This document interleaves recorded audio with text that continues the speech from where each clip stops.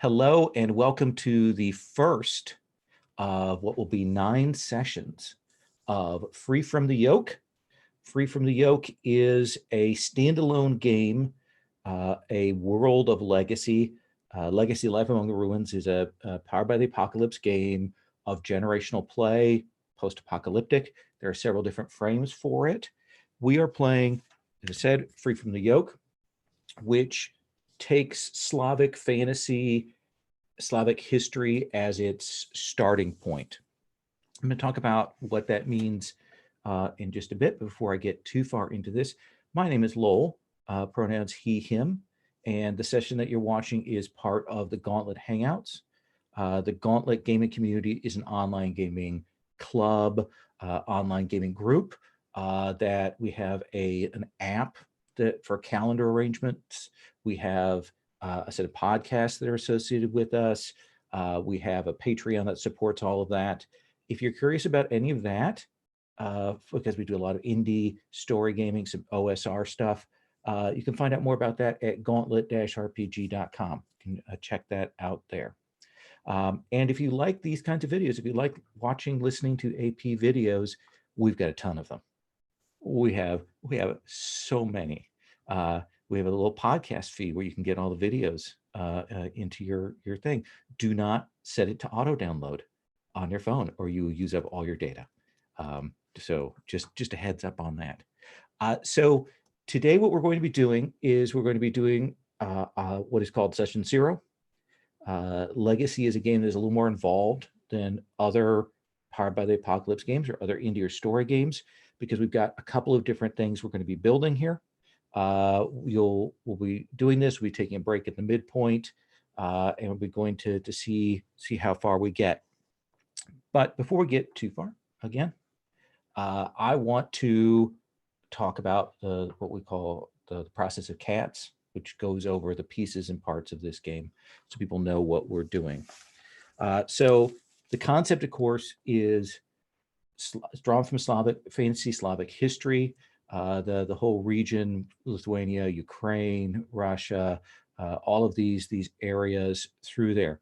In this setting, there was an empire that held these lands, and the shackles of that empire have been thrown off in this kind of late medieval setting.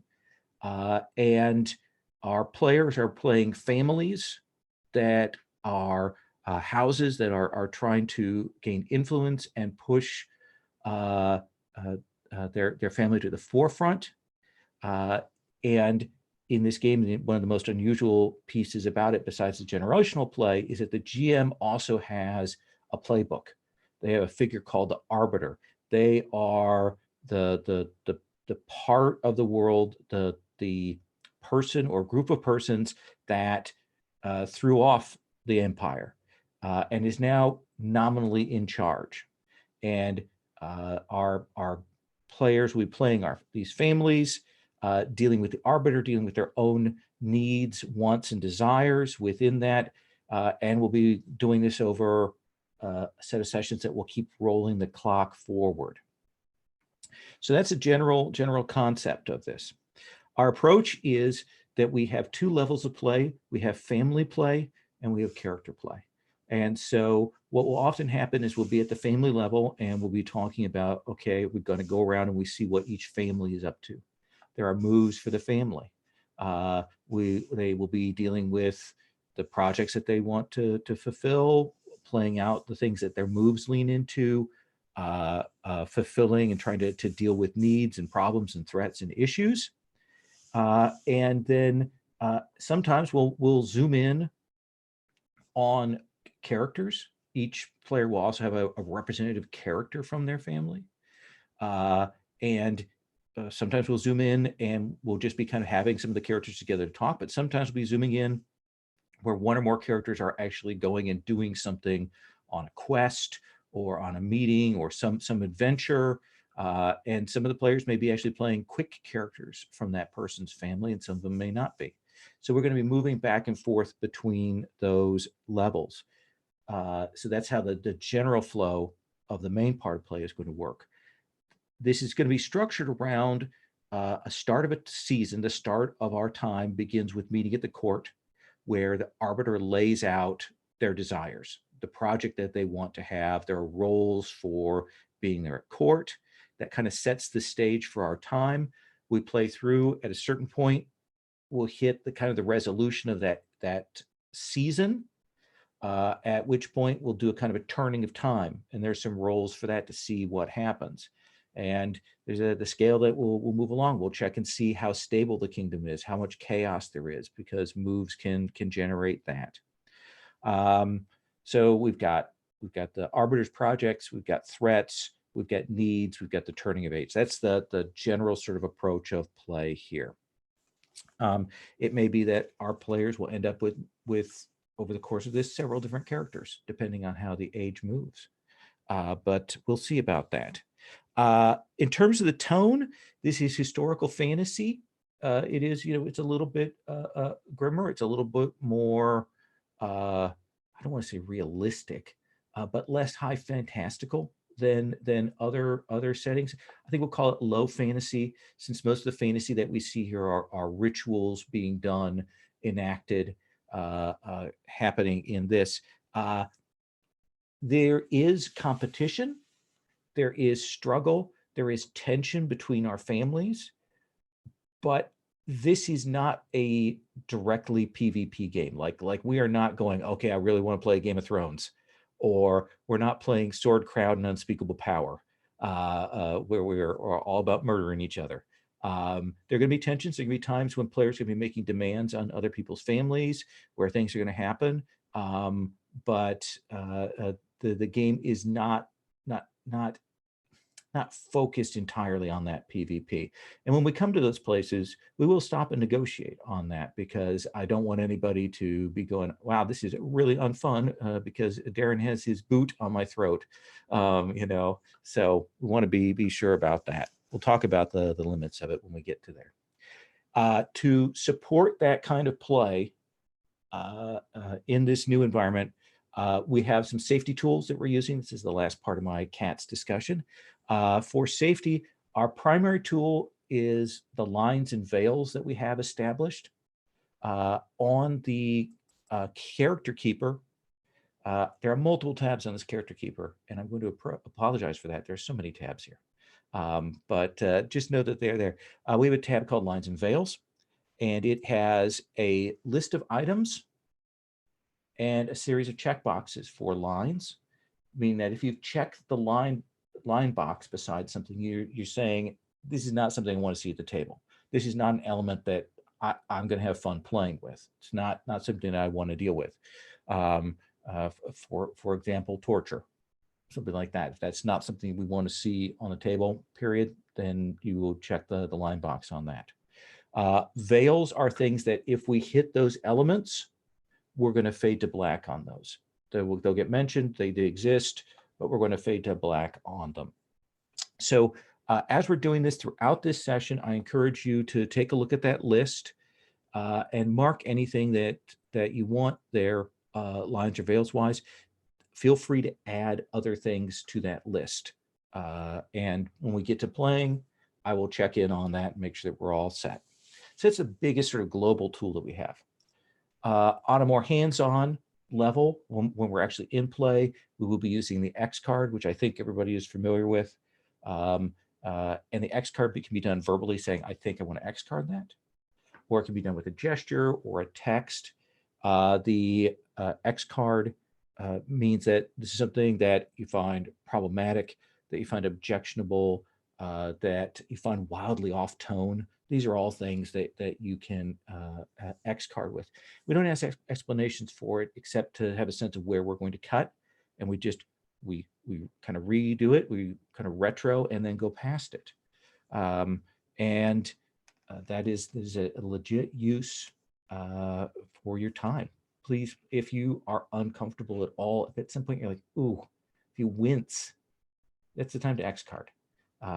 And let's say that you wince and you're like, no, I'll let it go. But then later on, you're like, okay, now that's actually kind of bugging me. X card it. Even if the time has passed by, or even if it's happened a couple of times, it's always legit to do that X card so we can go back and get that set. The last thing to mention is that we have open door policy, which means if you need to step away, if you need to get up, take, catch your breath. I don't think this is necessarily as intense a set of emotional things as, say, Monster Hearts or something. But if you need to do that, just turn your camera off, step away as you need to, maybe give us a note in the chat, but you're not obligated to. So those are all the safety tools that we have in play. We have a sort of very specific process here for the character creation that is done here. And I say character creation, but I'm actually meaning family creation. We're going to start with the families. There's a process we're going to go through. There's some questions that are going to be answered in order. We're going to walk through that. And then that's going to bring us to the characters. But what we need to talk about first with our houses, our families, is what families people are thinking that they're interested in. I've got all of the house playbooks and their materials there on the house playbooks tab. We have our Seaborn Brethren of the Sea Serpent. We have our Horse Lords of the Steppes. We have our more sort of lore keepers, teachers of ancient truths. We have glorious merchants, if you want to be leaning into that. We have the Church of the Forgotten Lands, the faith that's there. We have the Newfound family, which is a family that wasn't native to this, but has stayed around. And then we have Envoys of the Wider World, which means a sort of house that is present, representing some sort of outside faction or force. So let me start with Josh. I'm going to start with you. Do you have any thoughts on, do you like are there maybe one or two or three of those things that appeal to you, or one that you're like, this is it, this is my family? Yeah. I think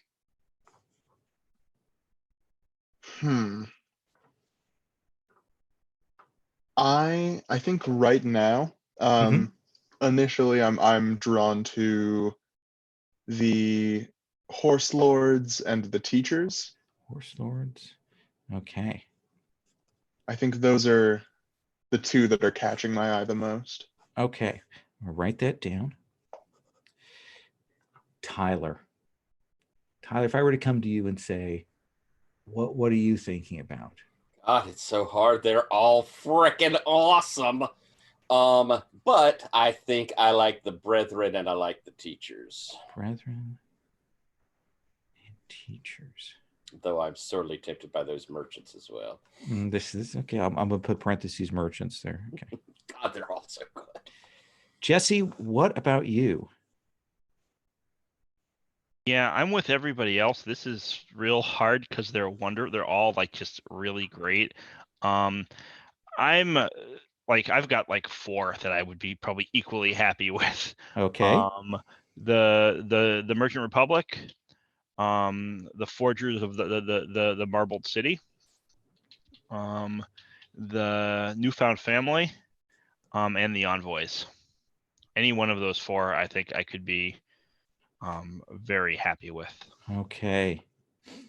Does at least narrow it down a little bit. Darren. Yeah. Darren, you've played this before, and as a GM, do you have a strong sense of what you want to do? Well, I'm going to make this unhelpful for everybody and choose the playbook that nobody chose. So I will be the Church of the Forgotten Land. Okay. Got the church out of the way.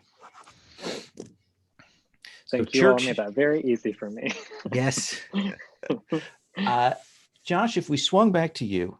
Can I just like, I'm like in a kind of a particular moment where I just want to quickly, as the church is coming into play, I almost said something before playbook selection, but I figured, but just Darren, as the church is coming into play, can I just like make a request about how you play it? I don't know how this like, and if you're not cool with it, we can talk about it a little bit more.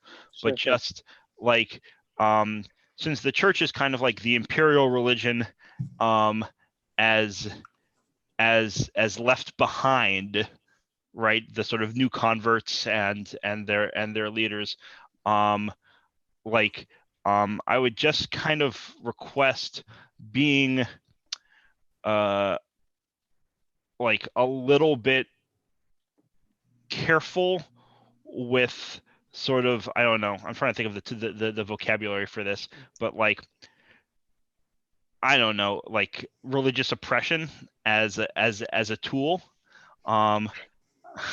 Like Sure. I feel Yeah. like, like it's tough.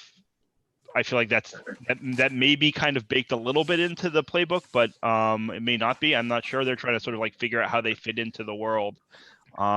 So, I'm okay with conflict over religion, but if we can try to sort of stay away from like sort of like overtly co-opting and co-opting is the wrong word. Like sort of like overt religious attempts at religious oppression. Persecution, Persecution. or Sure. hegemony. Yeah, probably persecution and hegemony. That would Okay. be helpful. What do you think, Yeah, Darren? I'm definitely into that. I'm not interested in like reenacting like inquisitions, right? But I know definitely from the setting, one thing that the setting wants, and I think it's more clear in like the Newfound Family playbook, is that like we're generations ahead of the occupation. So I'm more interested in this in playing this playbook.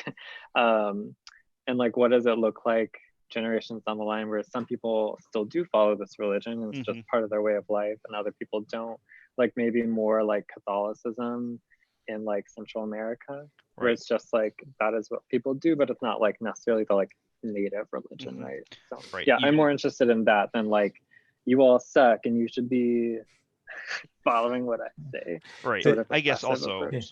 Yeah. right. You could just as easily be a religious minority as a hegemonic religion, and like based on the cool. All right. I just wanted to like get that out in the open. I totally agree with you. Can I ask just a little bit, because I think that's a super cool comparison you're making. Is your idea then kind of with that South American idea of Catholicism that it's kind of incorporated a good bit of what the native religions are, and because South American Catholicism has a very different flavor than European Catholicism. I would be more interested in looking like what does this specific religion look like integrated into the society, and what does it look like trying to like carve out that identity. So like what would it look like being like we're not the empire anymore? And I think to contrast it with the teachers, it would be like, what does it mean for us to be like an organized religion, whereas if the teachers are also in play, what does it look like to be a sort of like more maybe folkloric, natural, philosophical sort of approach? I'm interested in that for sure. Cool. And certainly the historical of the period, it's the Eastern Orthodox Church that integrates with locals, and then it also changes. There's a lot of changes there that are very practical on the ground decisions rather than absolutist religious concerns. So Josh, come back to you. Horse lords or teachers? I think I am going to go with horse lords, actually. Okay. I think I often I like to play academics. I'm gonna put myself apart from that. Play against type. That is cool. So horse lords, which brings us back to you, Tyler. What do you want? I think I'm going to play the teachers then. I want to see them in play. Okay. So church, horse lords, teachers, that did nothing to narrow down anything for you, Jesse. None of my four were taken. It's more like a question. Like at this point, it's just like, which one do I especially want to see in play? Because, all right, so we've got horse lords, we've got teachers, we've got church, and we've got that's what we've got. So I'm probably gonna go with merchants or forgers, because I feel like that's like you've got a sort of like more militarized group, and you've got two sort of more intellectual, spiritual groups. So let's have the commercial class here on some level. Let's do the forgers. Okay. Let's do the forgers. Then what I'm going to do is I'm going to go here, and I'm actually going to, for the moment, just to make things a little bit easier, I'm going to hide some columns here. Like that. Horselords, teachers. Hide column. And column. I will pop those later on when we get to possibility of choosing from other playbooks. So we're going to walk through this process here. We are going to start with these landmarks. Everyone is going to be something that they're going to draw on the map, and then they're going to make a choice from that list. Now, let me delete this. I'm going to grab the link to the map. This is the link for the map that we're going to be using. And you can go there to see this big whiteboard that we have now. I have a folder, and I'm going to drop the folder link here. Drop it in. This has some of the clip art stuff. And the way that you can do that is you can go to Insert and then Insert from Google Drive, or Insert Image and then go to Drive. And then it should allow you to browse through to find that folder to drop those things in. And we're going to kind of do this in order so that we can see people's selections there. So Darren, I see your lovely shining image there. I'm going to start with you for thing. And what is it that you have to do landmark wise? So I need to draw a border to my parent country on the map. Okay, I want you to draw that on there, and then give us some kind of landmark of those three. Alright, I will do. And if I can add, this game I think goes at a way bigger scale than like the base legacy. So I would encourage everyone when we're doing the geographic features, especially think big and then go small for your landmark. Yeah, shrink them down because they do scale on the corner things there. So, so I'm going to let Darren do that. Everybody take a look at their thing, and then I'm going to come around and have everybody do this. But we'll get Darren's thing on the map first, so we can sit here awkwardly. Oh my gosh, what is Google doing for me?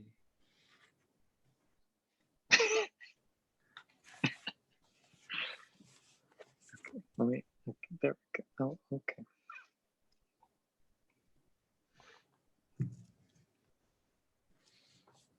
Oh no, too much.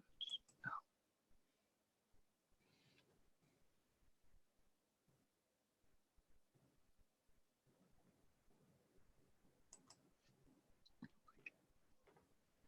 Tyler, I'm going to have you go second after Darren is done.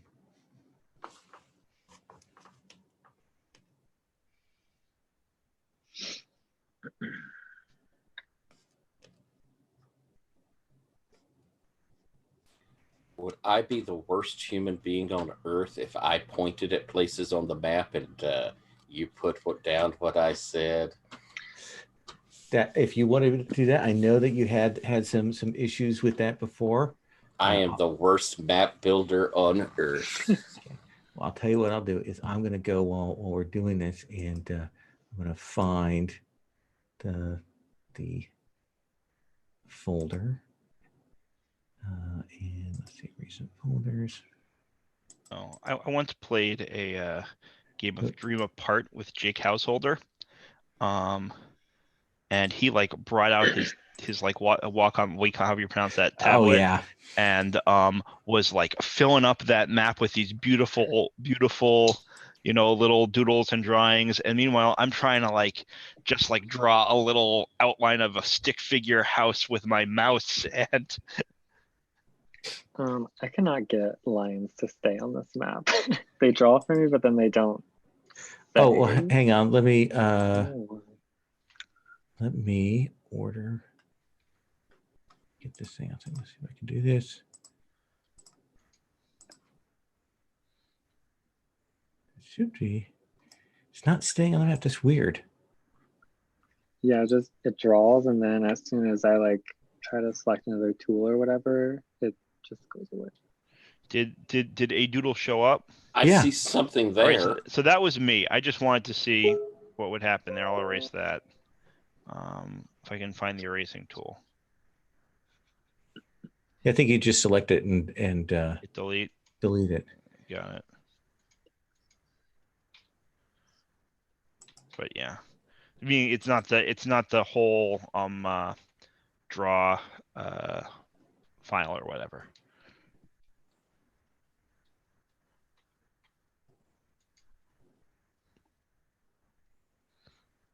I really do love this feature in this game, but it is something I am just so bad at. Aaron, did you get it to work yet or no? No, I think that's. Hold on, wait, I have an idea.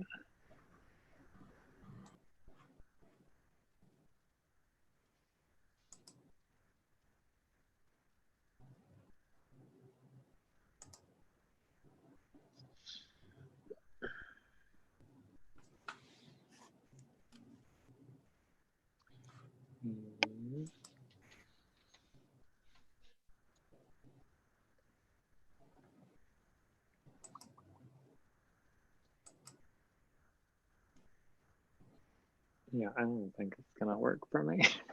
Oh, that's bizarre. Kidding. Yeah, I think it's something with the tablet and the touch. Let me see. Oh, whoops. Hold on. Let me get Chrome, and maybe it'll work with like the Chrome browser. Well, what I'm going to do then is I'm going to have you muck about with that, and I'm going to go ahead and get Tyler's things here. So I'm going to grab this little city image, which I'm going to insert, and then I'm going to shrink it down very small. Yes, because my first thing is I put the oldest city on the map.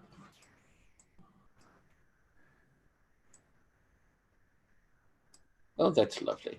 Okay, where do you want it?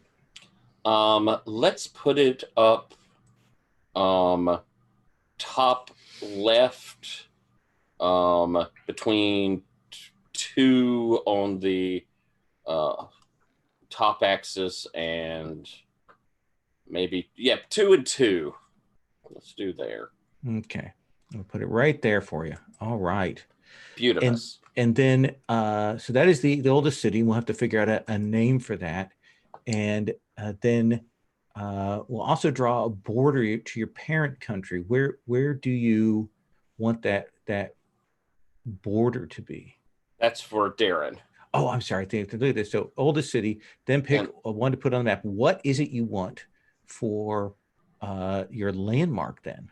I think I want the dark forest, home of your ancestors and their greatest secrets. Okay. And I think I'd like that kind of along the northern border, between 3 and 5. Okay. The dark northern forests. Okay, let me find a good. Deep and scary.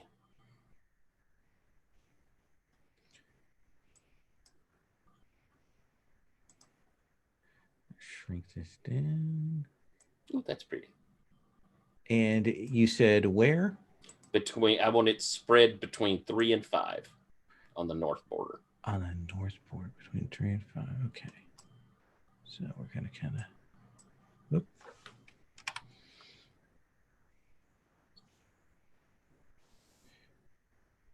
So like that, is that good? That's lovely. Okay. So I need to turn this off from that. Okay. So we got a city, we got some forests on there. Okay. Darren, did Chrome work for you at all? No, I won't So- take so like, the wh- touch input. Well, where would you like me to draw this border? All right. The border, I was thinking the upper right corner. Upper right corner. Right Mhm. corner. Okay. So maybe like from 6 to 4-ish, sort of Okay. like that range. So, and let me format this line. Okay. All right. So it's from 6 like to 4 down. Is that what we're doing? Yeah, somewhere around there. Yeah, just like nice Okay. curvy body. Does that line that I've done that is horrible look okay to you? Yeah, that's fine. There we go. There we go. Northern border. Yeah. That sort of breaks off. And what is the pick that you want for the choices that you have there?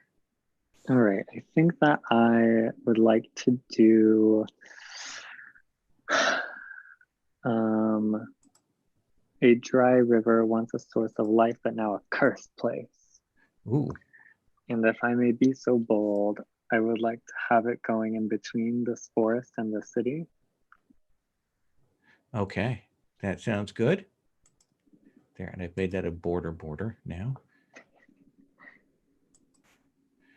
And then let me grab, I will do this scribble. And so cutting between them or running from the forest to the city? Between them. The forest to the city is too much drama too early. Okay. But So just between.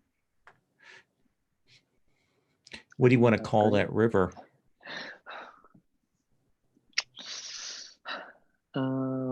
Man, names. I think we'll call it the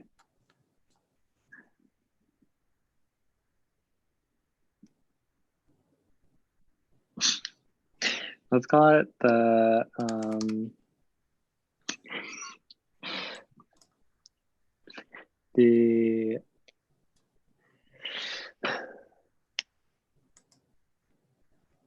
the river of peace. Peace river? The river of peace. The river of peace. That's what I'm going with. Peace, you said? Yeah. Okay. That's certainly ominous. And we'll do that there. Okay. And Tyler, when you have a chance, I would like you to put in the chat box what you want to name the city and what you want to name that woods. Josh, what is your landmark pick here?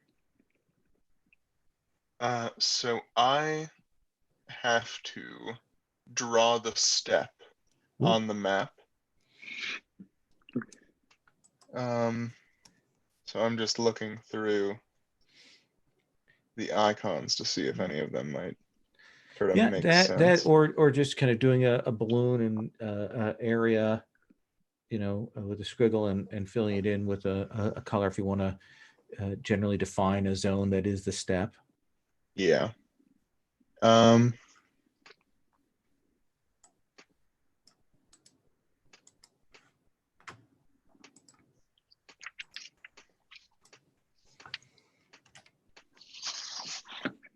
This is, I like this. So that is.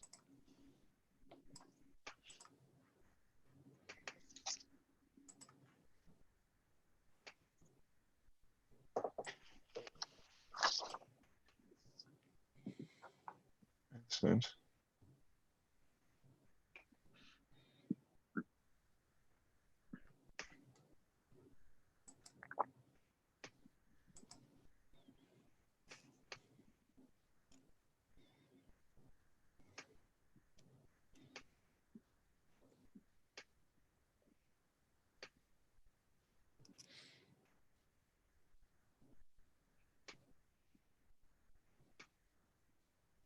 I don't know how big is appropriate.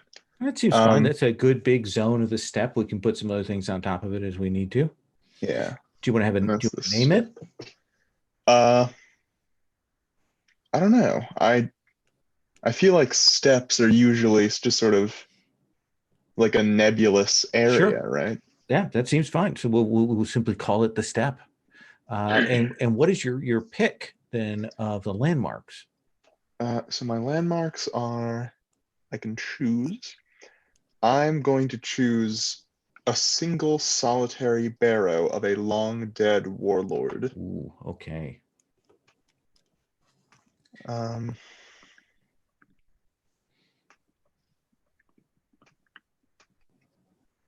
and I had an image that I actually Okay. liked for this one, so I'll just find that one again. Okay. Where are you pulling these images from? Just out of curiosity. Oh, so the folder I've put in Drive here. Oh, I didn't see it. I've put the copy.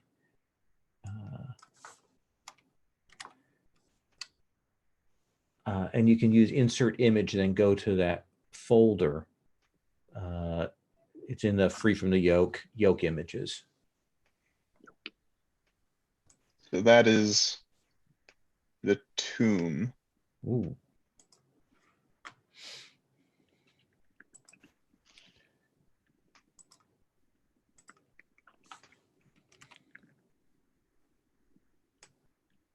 And is it just called the tomb? A single solitary barrow of a long dead warlord. I will think up a name for that. Sure.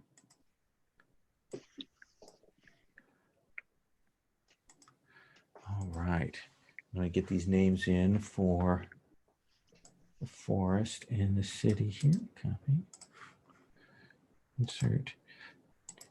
Jesse, what is the thing that you get to add to the map? Mountain range. Ooh, we've got some nice mountains in there. Yeah. So what do? So if you go to insert. Oh, I'll go to insert. Got it. Then I got it. All right. Yes. Insert and then image, and then I can just go to the folder in the Drive. Yeah, it should allow you to do that. Yeah. Yep. And you have to resize them because they'll be huge when they fall onto the thing. Yep. And then here we go. Yeah, that is enormous. I actually kind of want it to be pretty big. Not quite that big, but pretty big. Something like this. Oh, like so south of the city lies this. I'm not quite sure where I want to put it. Hold on. Where's the? Should be able to rotate this, right? Yeah. There's the rotate. I want to. If I can't, it's not a big deal. I can only rotate it 90 degrees. I kind of. Oh, there we go. I got it. Okay. Okay. Good. I think I want it to be. I want this to be sort of big mountain range. Actually, the other way.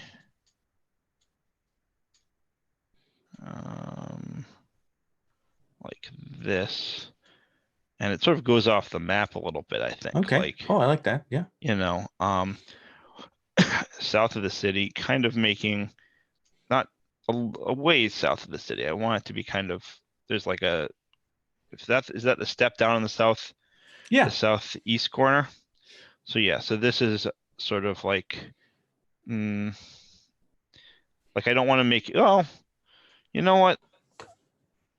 Let's make things a little bit more challenging. Okay. Range kind of middle, and we can put stuff on top of that. So, oh yeah, I think the next thing I'm going to put on is going to go right in there. And what is the thing that is your pick there? Yeah. So my pick is the Cyclopean walls guarding a long dead fortress. Ooh. And I haven't quite picked an image for that yet, but sure. Buildings. Such a good word. Yeah. Cyclopean. Yeah. Yeah. And it's hard to tell how deep it is. Yeah, here we go. I found one. Now we're going to hit insert. We're already in insert. My drive shared. And it's gonna take me a minute to come up with good names, but sure. As always, the challenge. I went to the English to Russian translator. Oh, well, that's. I was gonna do the same thing with Lithuanian. yes, I went to the fantasy name generator and went to the real names, and I've generated my pages of names. Okay, great. There we go. Buildings. So once you're done with those items, the on the map, the next two things you're going to do are you're going to choose your stats for your family, and it says, you know, what it says about your family, and then you're also going to pick your customs. So go ahead and do that on the sheet, and then when we're done with that, we will talk about the Arbiter.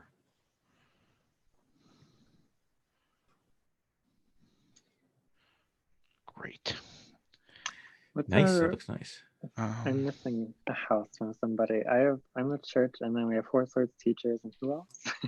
We have the horselords, teachers, forgers, and the church. Okay.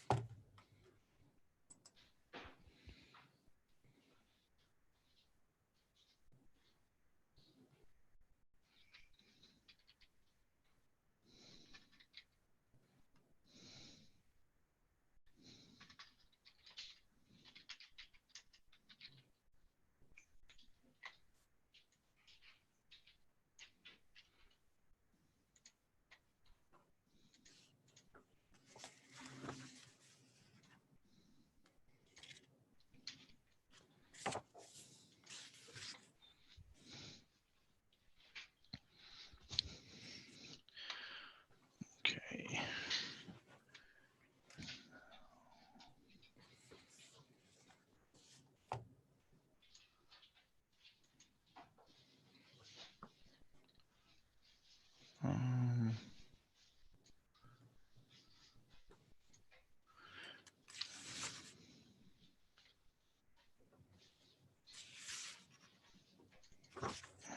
There we go.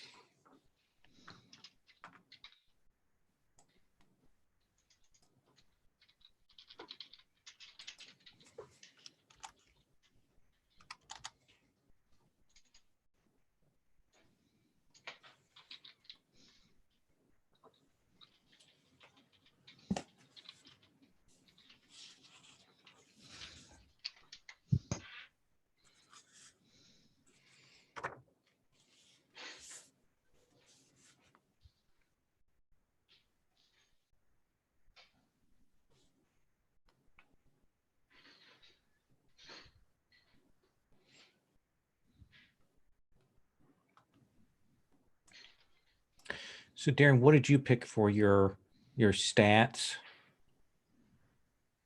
and your customs. All right, so stats. The Church of the Forgotten Land stems from the imperial faith that everyone had to follow, a religion that we're now trying to redefine and reclaim. So it gives me a sleight of 2 and a grasp of 1 and a reach of -1. Okay. Then my house is ruled by, the rule is shared between Lords Temporal and Lords Spiritual in an uneasy balance. Ooh. So there are people who are dedicated to the sort of the spiritual life of the house, and there are people that are dedicated to the day-to-day. There's some tension between them. Yeah, I guess it kind of divides it between like lay people and a monk equivalent, I guess. Okay. Yeah, I'm into that. Definitely like the tension between having to like, how do we take care of like the land and feed people, and then other people concerned about like, well, we're want to go to heaven, not heaven, but heaven adjacent, whatever it is in our fantasy world. Okay. And your populace? Yeah, so the populace, the priesthood works tirelessly to minister to the poor and downtrodden and hold back the excesses of the nobles and merchants. And then the culture, no expenses spared, decorating churches and art patronage is a religious duty. Oh, very nice. Beauty as a goal there. Tyler, tell us about the teachers. What did you choose for your stat line? All right, for my stat line, I chose, I have 1 reach, -1 grasp, and 1 sleight. Okay. And my customs, we are ruled by a council of elders. My populace, even the lowliest must learn some wisdom of the past, even if it haunts them. And culture, the ancient art and clothes still hold true. So there's a kind of a holding on to clothes and tradition stuff might be apparently out of date or archaic in this time. Yes, because I was tempted by that. What is old is new, and new is old. But no, I think that we are distinctly looking at the past. Okay. And then, Josh, what did you choose for your stat lines for your horse lords? Yeah, so I chose reach 0, grasp 2, sleight -1. If your ancestors fiercely defended their pasture from invaders or competing herds. So that is what I took for my stats. And then for my rule, I have the line of princes has been unbroken for a century. Ooh. Populace, every citizen is mounted, ready for war. And our culture is you adopt the best ways and practices of those you fight. Excellent. And then Jesse, what about for the Forgers of the Marble City? What do you choose for your stat pick there? Yeah. Sorry. Oh, I thought I was muted. So I chose reach -1, grasp 1, sleight 0, which was if your ancestors lurked in keeps and hermitages, pushing back the outside world. Nice. And the rule, populace, and culture? Yeah, so rule is 2 noble houses vie for power with the aid of lesser factions. And populace is to rise in the ranks, nobility must be purchased. And the culture is sculpture was perfected by the forgers, and their statues and carvings are everywhere. I like that very much. So the next thing that we're going to decide here before we move on to another set of these landmarks is we're going to decide the form of our arbiter. Now, I think that because I'm going to be playing the arbiter and because I want to make this fun, our arbiter, we have 3 playbooks, and unless anyone objects, I'm going to go with the legendary warriors as our arbiter, that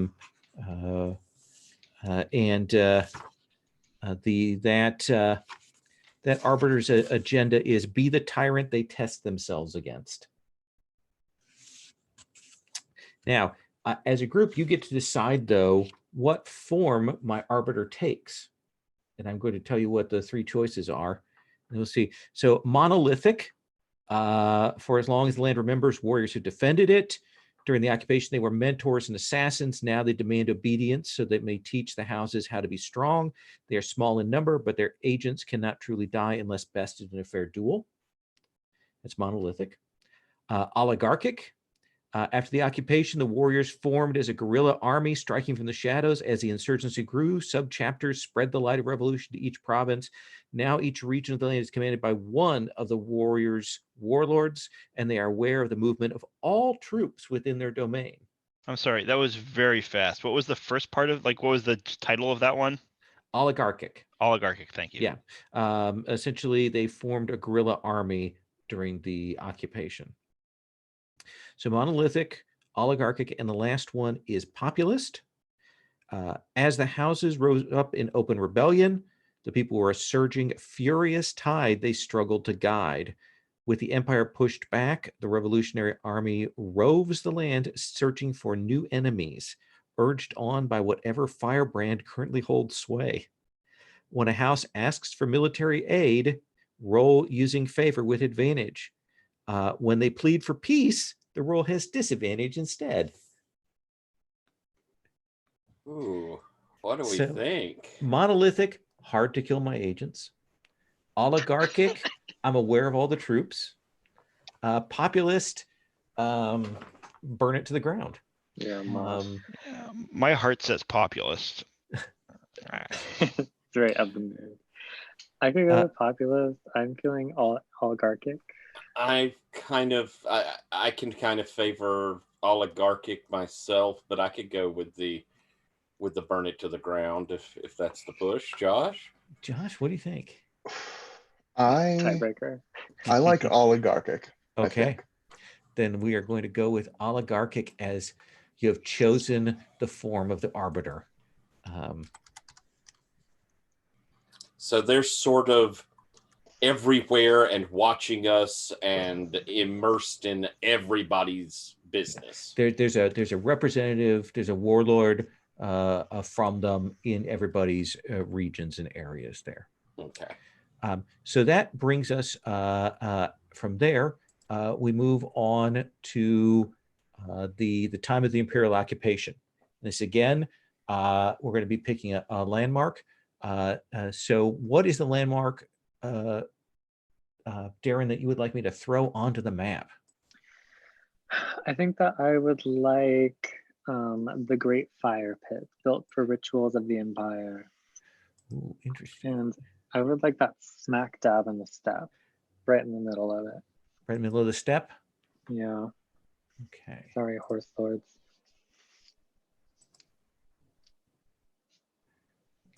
This here. Let me see what I can find.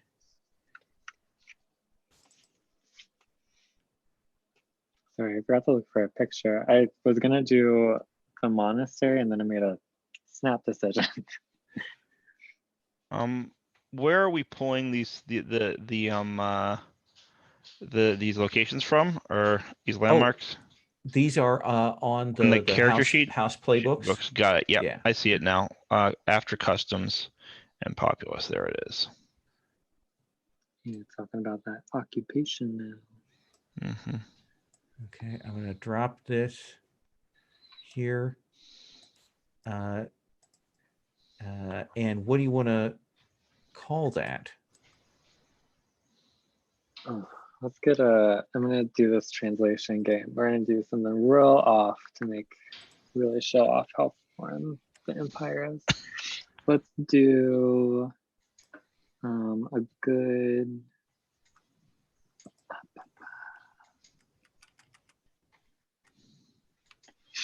Now I have to choose a language. I think it's hard to hurt myself. Let's do a good French word. All right. It's good for the Empire. Okay, I didn't put that. I put in fire pit and it gave me foyer. Hold on.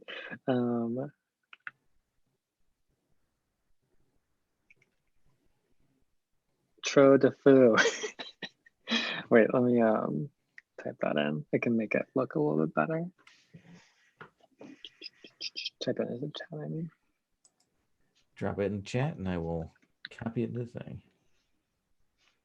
And then, Tyler, what is going to be your? I'm going to do a little variation on the one that's listed in here. They have the schoolhouse where the Empire's books and education added to the minds of your youth. But I think I would like to have it be kind of, let's see, the have it the library. And it's where they kept up with the lineages and the information of all the families that lived within this region. Okay. Probably for taxation purposes, but it's also full of information of what was all the way through the occupation. All right. And let me grab that. And where do you want this? Is Amestia the Empire? That is the border that for the homeland of the religion. Is that's not the Empire though? Well, I guess it would be. Yeah, I forgot. yeah. I decided yeah, I guess that's the Empire. Right? Okay. Yeah. Then I think I would like it. Let's put it right in your little hook on the southern end there of your border. Ah, okay. Grab that, drop that in there. Do you have a name for that, Tyler? Well,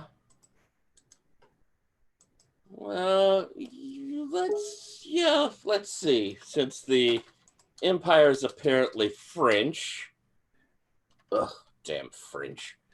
Well, that's why you're fighting against them. Exactly. Let's see. Let's call it the Biblio. The Biblio.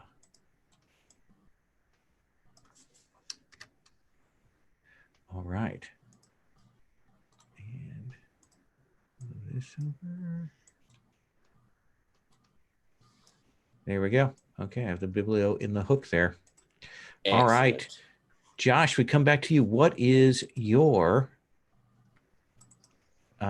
item? So I am going to take the racing track that the Empire built to display the might of the horses it stole from your people. Ooh. I'm gonna put that. This is sort of Colosseum-y, making it, like the Circus Maximus style.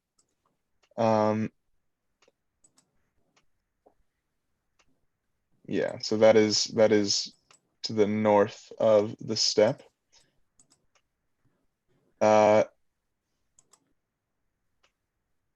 And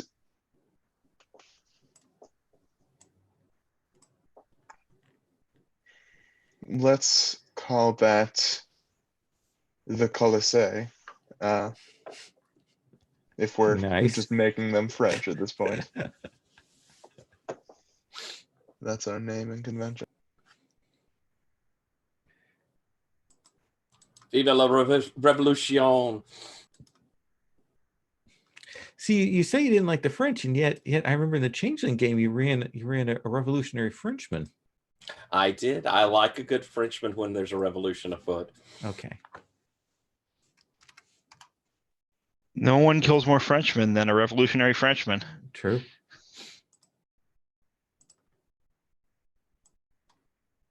Jesse, what about you? What's your next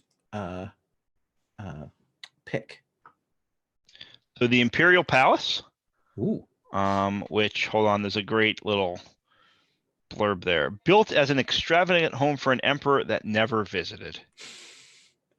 And it is called, of course, Palais de la Paix. probably pronounced wrong. And it sits right on the edge of the River of Peace, which I imagine when it was first built, however many eons ago, was not yet dry. I like that. Sort of in between. How is this Mekti? Mekti, how's that pronounced? The Mekti sounds good. Okay, right, sort of in between the River of Peace and Mekti. I think maybe the people who built it thought, well, the emperors will be able to enjoy the waters of the river and hunt in Mekti, and they never came. And frankly, it probably wasn't a safe place to hunt to begin with. I like it. Mekti means dreams, by the way. Oh, that's beautiful.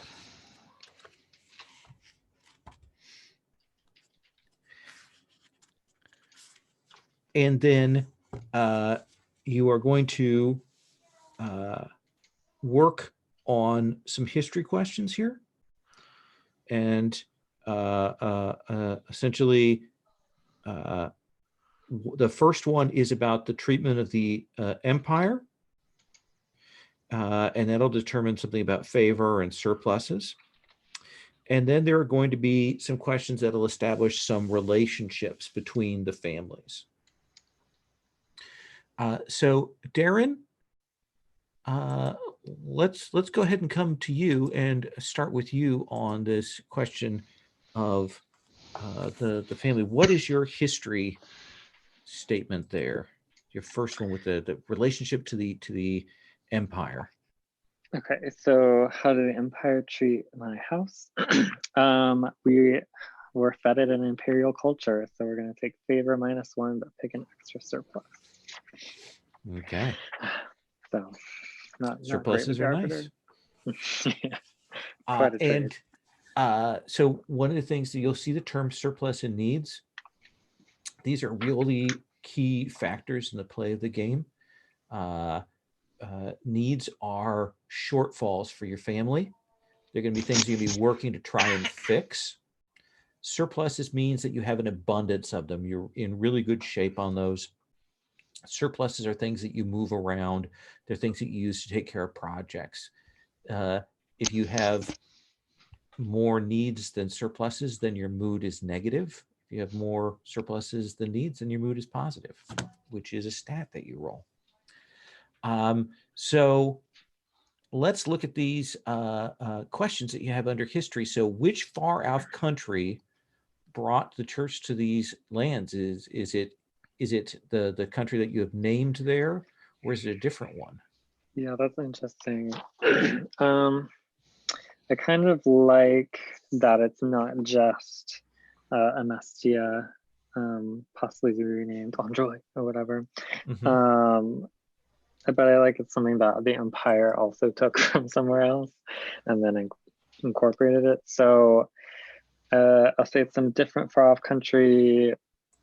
I'm gonna give them some other name in a second. Probably like a Hindi name or something. Oh, just for a naming convention. And then the custom we still keep from that place.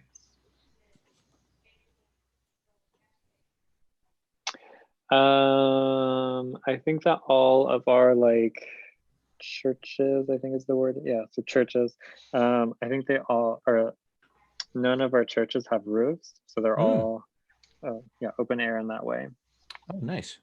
Yeah. And then which house sheltered your people when the empire persecuted them? Anybody want to take me in?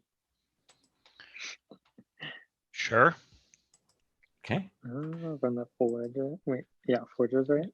Yeah, forgers. Yeah. So what you will do is you will note that forgers that you have influence over the church. Mm-hmm. And that's just a checkbox thing for that, right, Darren? Yeah. You either have it or you don't, which is much nicer than treaties. Yes. ammo. It's sort of like masks, but not.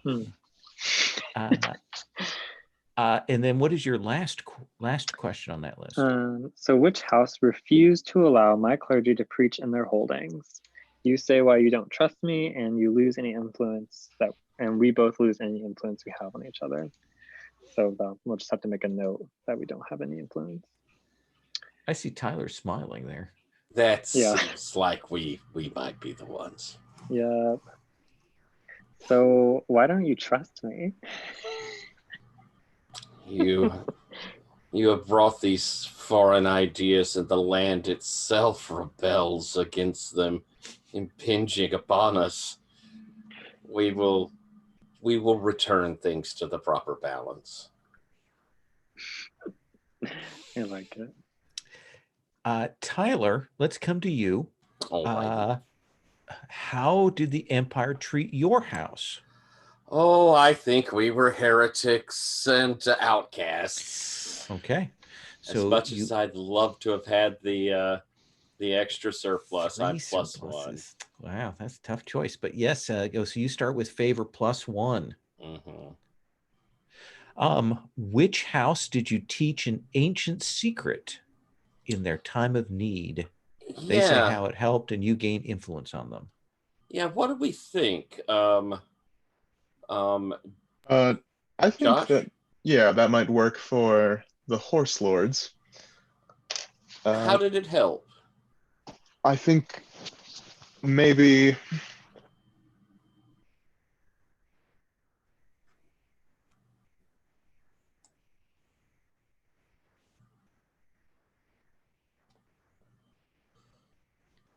Empire came, they forced a growing, and the teachers shared a farming technique that let it actually grow on their soil. I like it. Love it, love it, love it. And so I have influence on you. What was the most strange? What was the most strange about the Imperial scholars who tried to learn your ways? Say one piece of their lore you hope you can unlock now that you are free of their restrictions. Let's see. To go to a more, if we're thinking of a more Hindi idea of this. Oh, this is the Imperial scholars rather than the religion, isn't it? Yes, this would be the French. Yeah. Pseudo-French. All right. And so what piece of their lore would I like to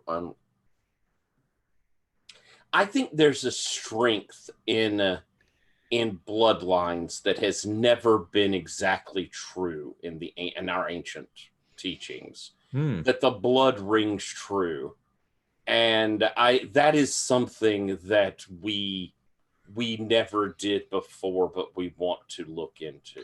Like some kind of ritual magic for finding the great heroes, finding the birth patterns, the stars being properly aligned so that the great heroes rise. Okay. Can I just clarify that for a second? Because those are two different things, and I just want to, right? Is it like the sorry to hold up the no, but I was about to say, so yeah, go. Yeah, so like the stars aligning and like astrology and like the right is different from sort of like genealogy and family lines. What I'm figuring it to be is that yes, it's probably off of lines of great heroes, but there is something that causes those, you can have the lineage, but a great hero not arise. What is it that makes the hero rise? And I was throwing out examples, the moon in the right sphere. I don't know the thing that makes the heroes rise, but I know that it comes in. All right, I'm gonna X card the bloodlines thing.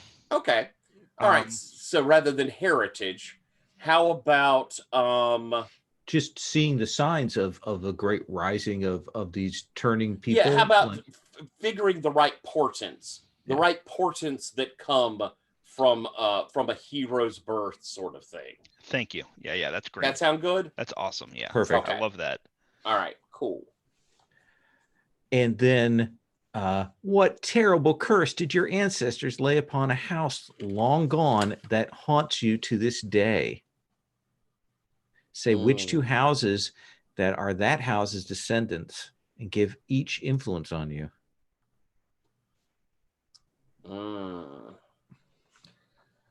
I think that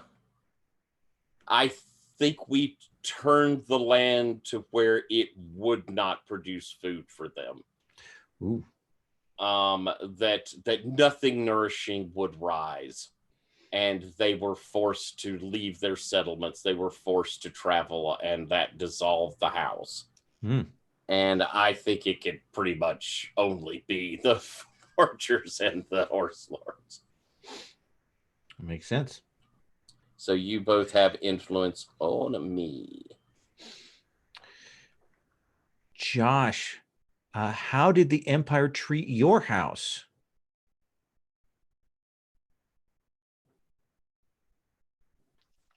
I think that the Empire, I think that we were raiders or fugitives. So we start with favor +1. Okay. So turned away. Oh, setting aside those 3 beautiful, delicious surpluses there. Okay.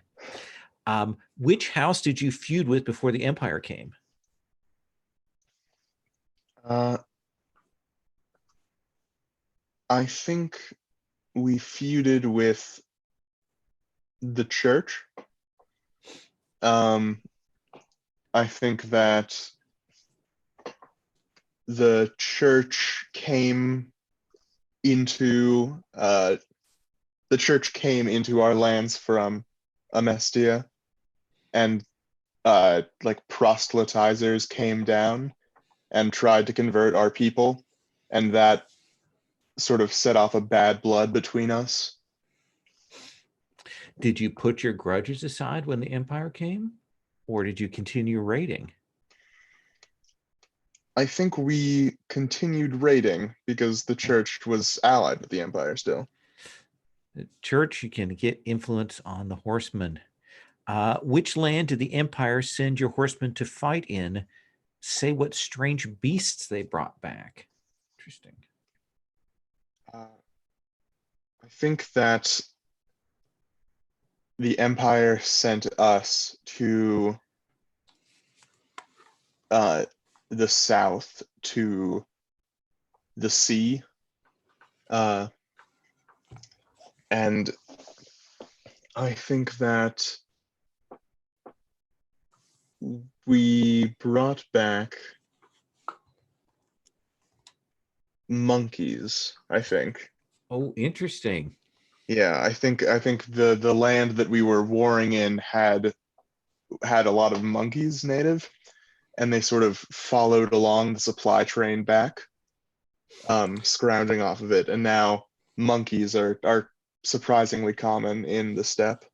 No natural predators for them here. They've come and they can be domesticated.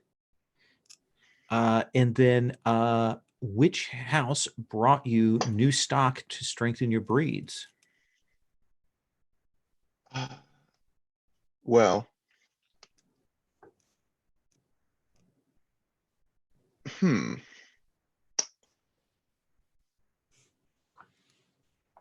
Are there any volunteers for this one? I can boldly suggest the church, the magnanimous offering to put aside our past differences. Yeah, I like that. I think once the Empire left, as sort of like a peace offering when the horse lords were reintegrating to society, the church probably gave that as a gift. Yeah, I like it. Jesse, let me come back and look at yours. How did the Empire treat your state?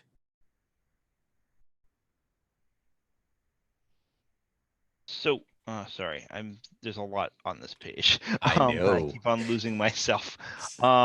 So if you toiled in their mines and construction sites, start with favor +1. If your craft work was prestigious and desirable, start with favor -1, but pick an extra surplus in the resources section. So I feel like most people chose the favor +1 option. So I'm going to go with the other one. Okay. You know, if your craft work was prestigious and desirable, start with favor -1, but pick an extra surplus.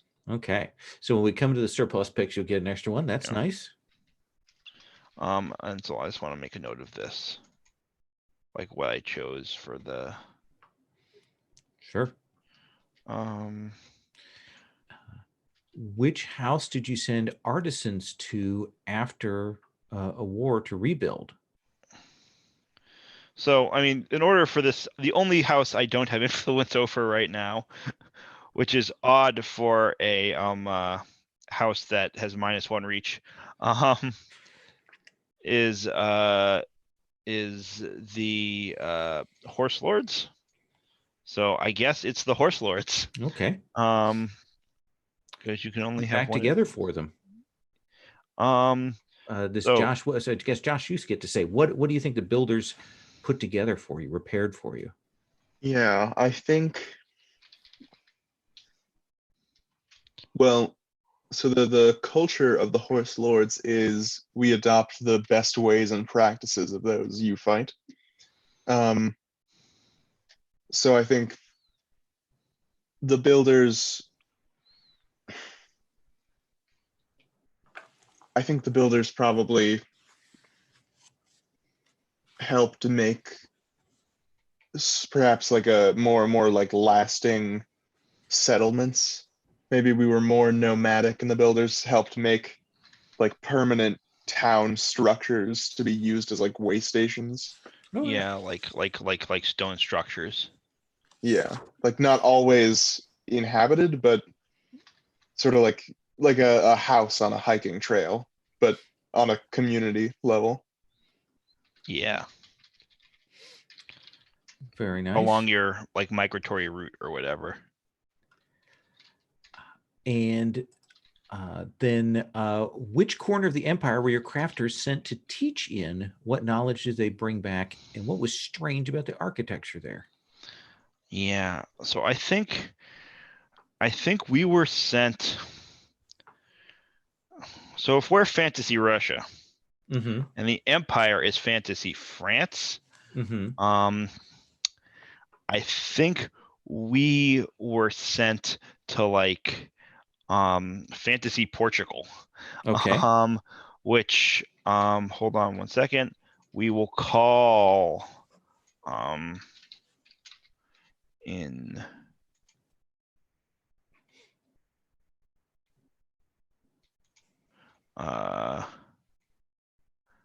which will just be called no, that's not good. Sorry. Which will just be called Vale, VALE. VALE. And what was the strange thing about their architecture? And so I think like we weren't sort of used to because we tend to sort of like build, it gets cold here. And so we tend to sort of like build close together, right? Like well insulated. And you know, the sort of southern climate was just much warmer. And so the like airiness of the spaces, the many windows, the cross breezes, and so I think we sort of like brought and the light, right? The use of light in indoor spaces, like natural light. And so I think that's something we kind of brought back with us, and we sort of figured out, okay, how can we continue to have our warm insulated spaces, but bring in natural light with, you know, clever use of shuttering and I don't know, like mirrors and and what ancient site did you disturb to mine beneath? You dug too deep.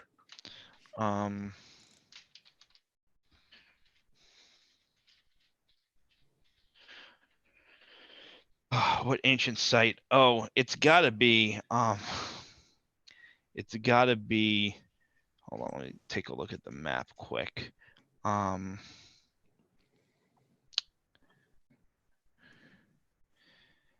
think it has to be a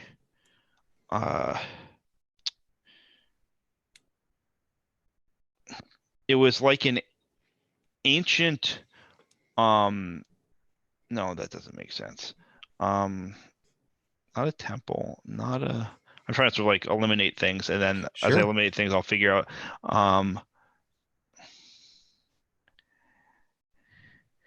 I think it was like an ancient storehouse.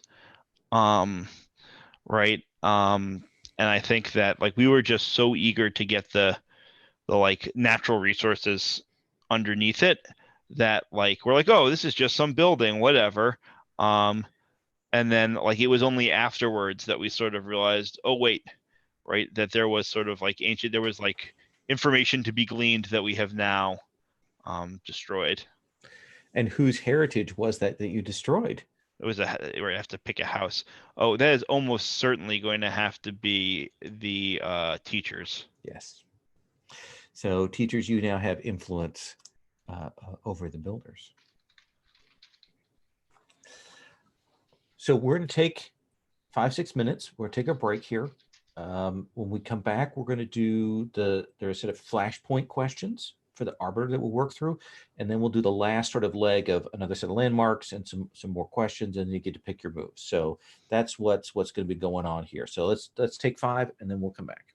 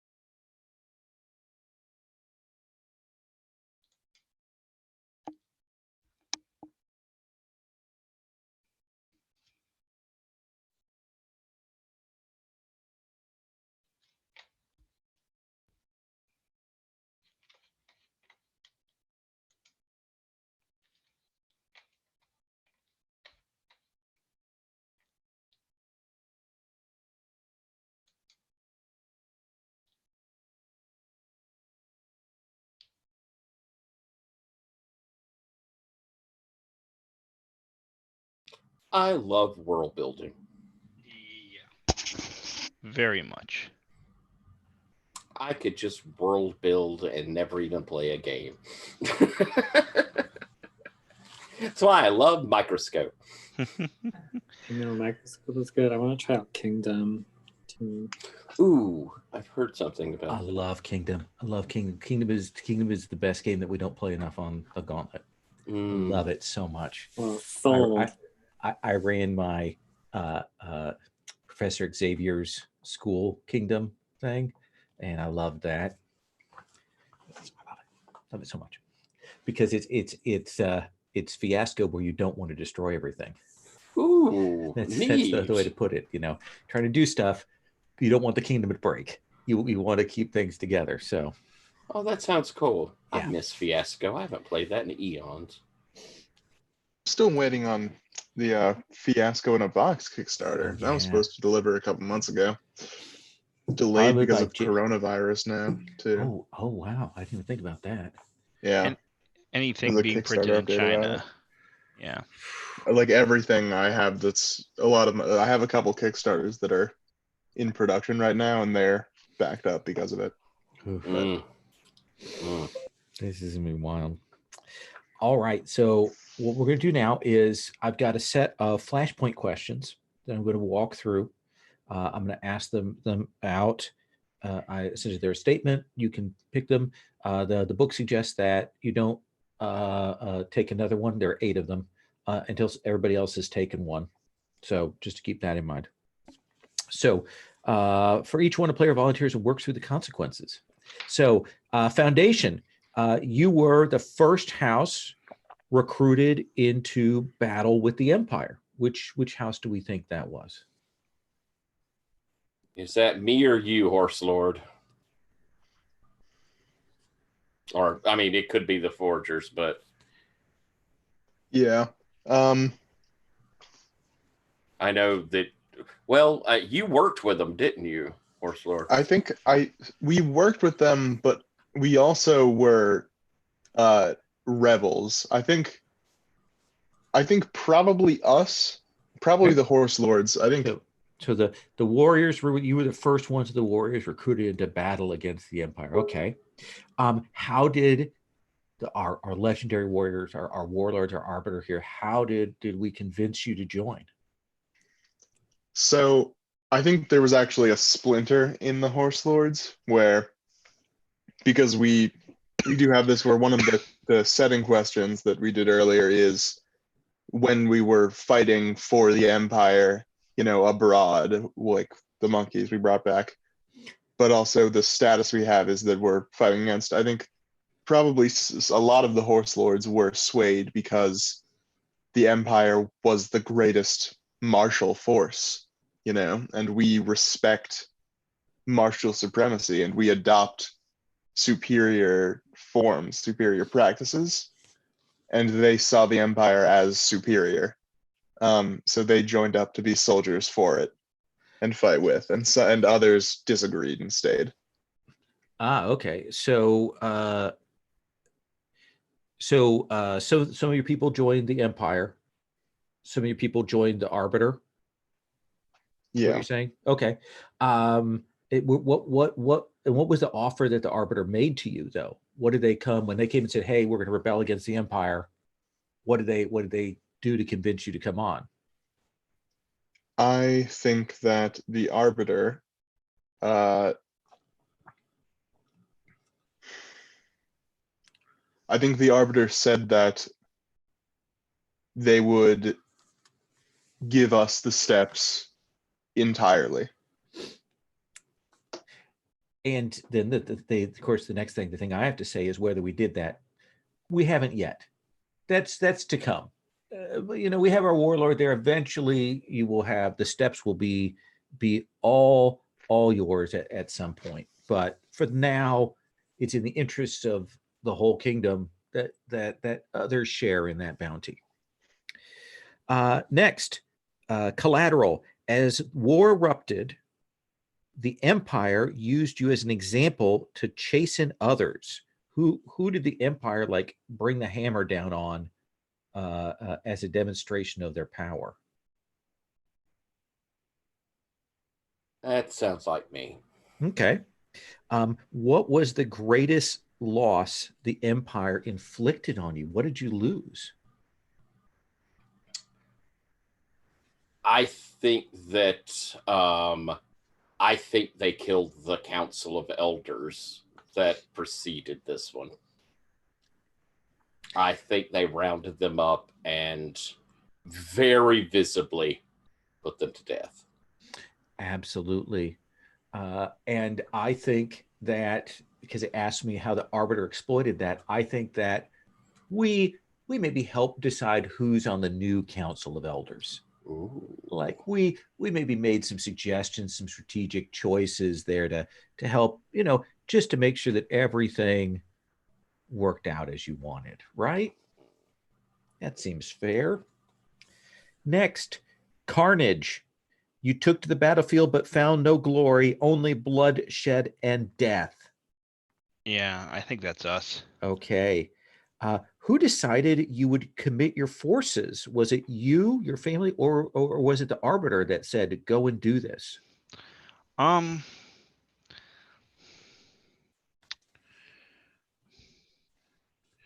think it was us. I think this was like the first time the sort of like two noble houses that are like generally in conflict for power, they'd been kind of collaborating with the Empire and like slowly being drained by it, and they realized the only way their craft would ever really be their own again is if they turned. And so like they sort of decided this is what needed to happen. And the thing that I answer as the GM is, how did that put things in danger? And I think it was that essentially that was off script, that your assault was not in the plans of the rebellion, and that nearly cost us when you stepped too quickly into this. Does that seem fair? Yeah, no, that's perfect. Okay. I'm going to get a name for the Arbiter. I'm going to call it the Order of Nikolenko. Ooh. That was Carnage. Victory. You played a major role in the Arbiter's victory and saw the last bastion of the Empire's strength vanquished. Oh, So that seems too perfect. So how did your house find glory in this final battle?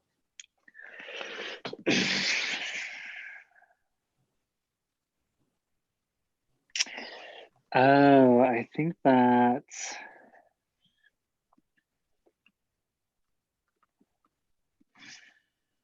interesting. How do we find glory?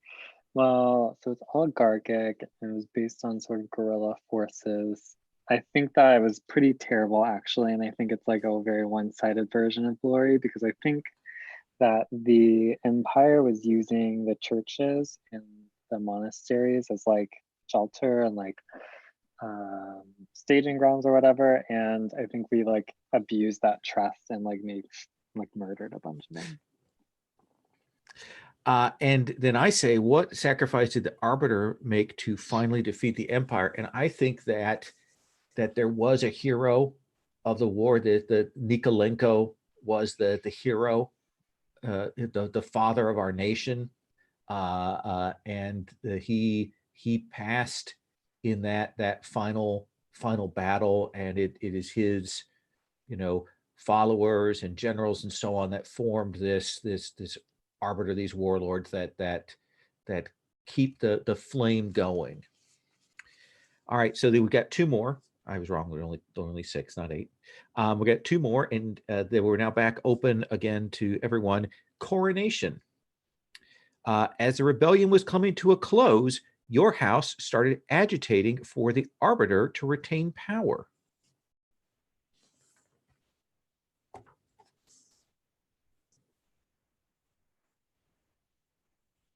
I could see the church doing that, trying to Sure. fill that vacuum. Why did you choose? This is the question. Why did you choose to act as kingmaker? Oh, fuck. I didn't even realize. We thought it was our right. We knew, we've seen rulers and we've seen empires. If we can't make a king, then who could?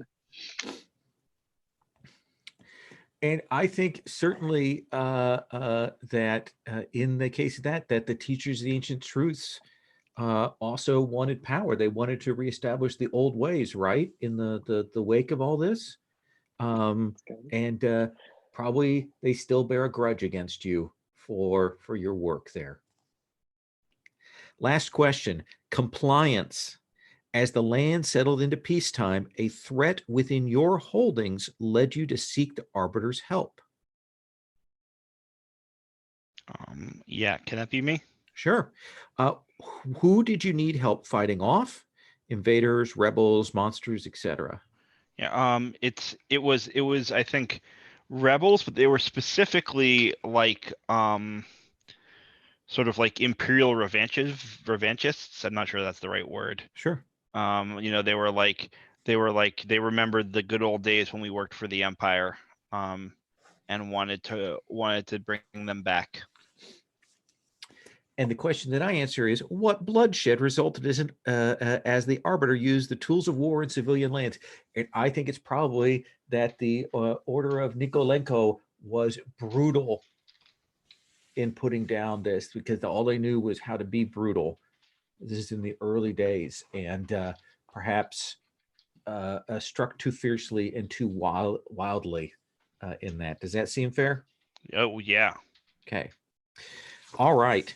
We come to the section marked the new land. We again start with a landmark, and then we're going to pick some doctrines, lifestyles, and things. Let's start with, again, Darren, what landmark do you want to add to the map? Okay, I think that I would like to reveal a kind of big change, because we have this big kind of empty space right in the middle between like Mekti, the Colossae, the border. I want to propose that there's like a very large inland lake there, Okay. with a bunch of small islands, like big enough to accommodate small islands. Sure. So there's the island monasteries, home to many ascetic communes. All right, let me grab a I think I drawing tool. Let me put it in chat. I think I found one that looked pretty good. That could work maybe. Yeah, I'm going to go ahead and do this, and we'll do this. So I'm going to put a pretty big lake in there. It's not going to connect up with the river because we've got the river as kind of. Yeah, I think that's fine. The river's dried up too. It's a whole weird situation. And then, where's the? Do that. Can I get a fill color thing here?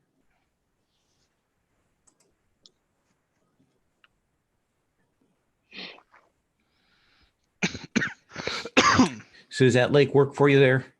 Yeah, that's perfect. Okay. And you said that you want there's a monastery?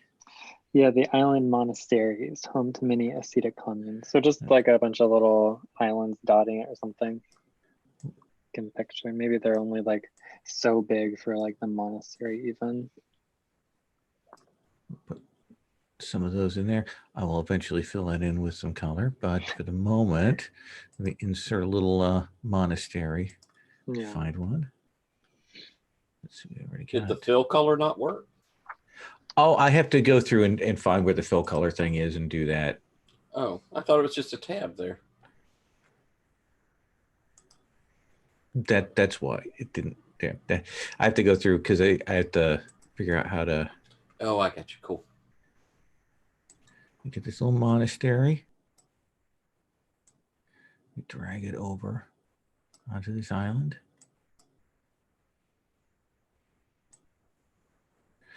Do you have a name for that monastery? Let me go to the Russian translator, because of course in an act of good faith we are using only the language of the homeland. Probably plenty of gays little stares whenever someone from the church calls us the homeland, but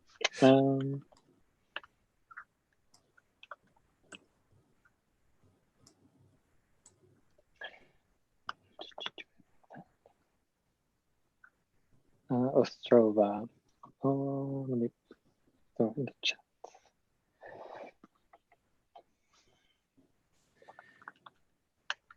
Ostrova. Oh, not Ostergas. Okay. Just Ostrova, please. Okay. Ostergas. Okay. Got Ostrova on the map. Tyler, what is your landmark? My landmark is, let's see. There it is. The new and ancient hill, a peak that appeared the day the empire was expelled. Ooh. And I think that it rose up right there, dead center in between the lake and the southernmost end of the River of Peace. Okay. Let me find a good mountain here we can use. Kind of maybe even a thought that should the mountain issue out water in some future time, the River of Peace might flow south to north, which would be interesting.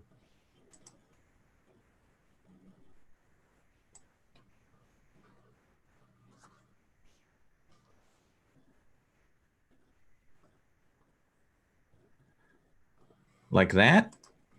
Yeah, but put it right there on the tail end of the river. Right on the tail. How's that? That's lovely. Okay. And what is that called? Let's call that let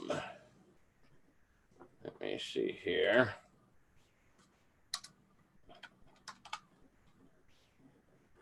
All right. It's going to, I'll put it here in the chat. Thank you.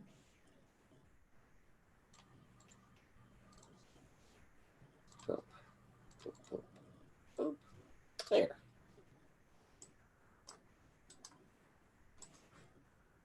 I love any name that has a Z in it. Надежда. Надежда.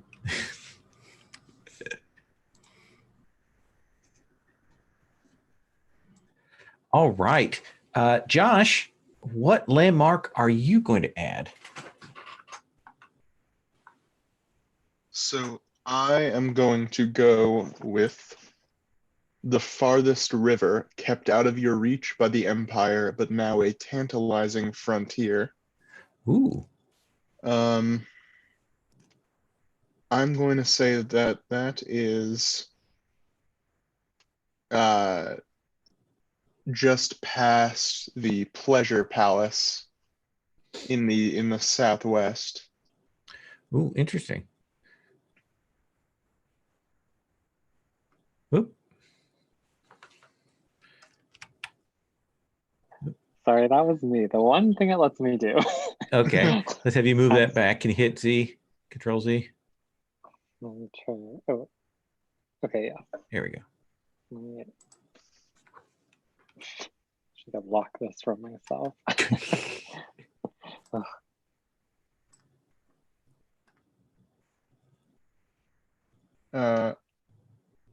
Sorry. That's okay. Okay. Squig. No, that's not what I want. God, I don't trust this to do anything. Okay. Scribble. That is exactly what I want.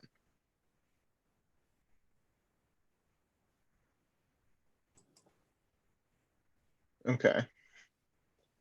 So that is a river.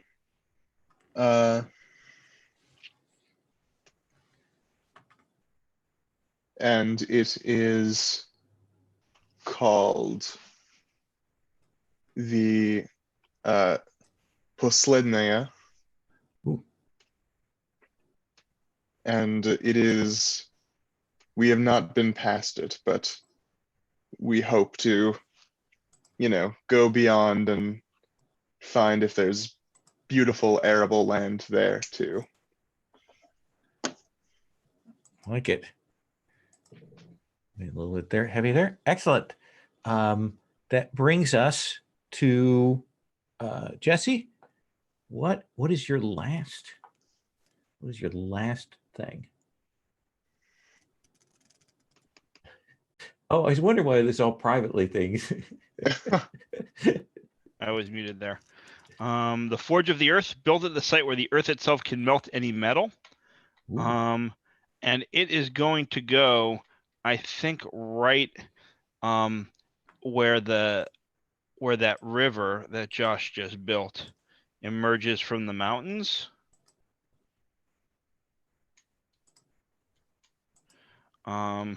I wonder if even like the way we sort of like discovered that this is sort of a place we could build something like this, or because the natural heat created hot springs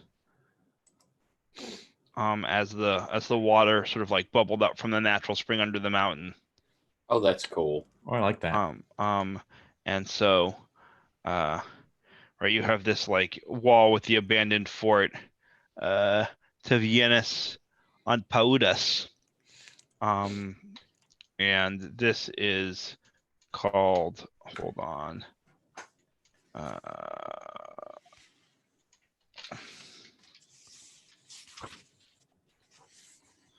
I don't even know what these diacritics mean. It's Semes Calve. I'll pretend it.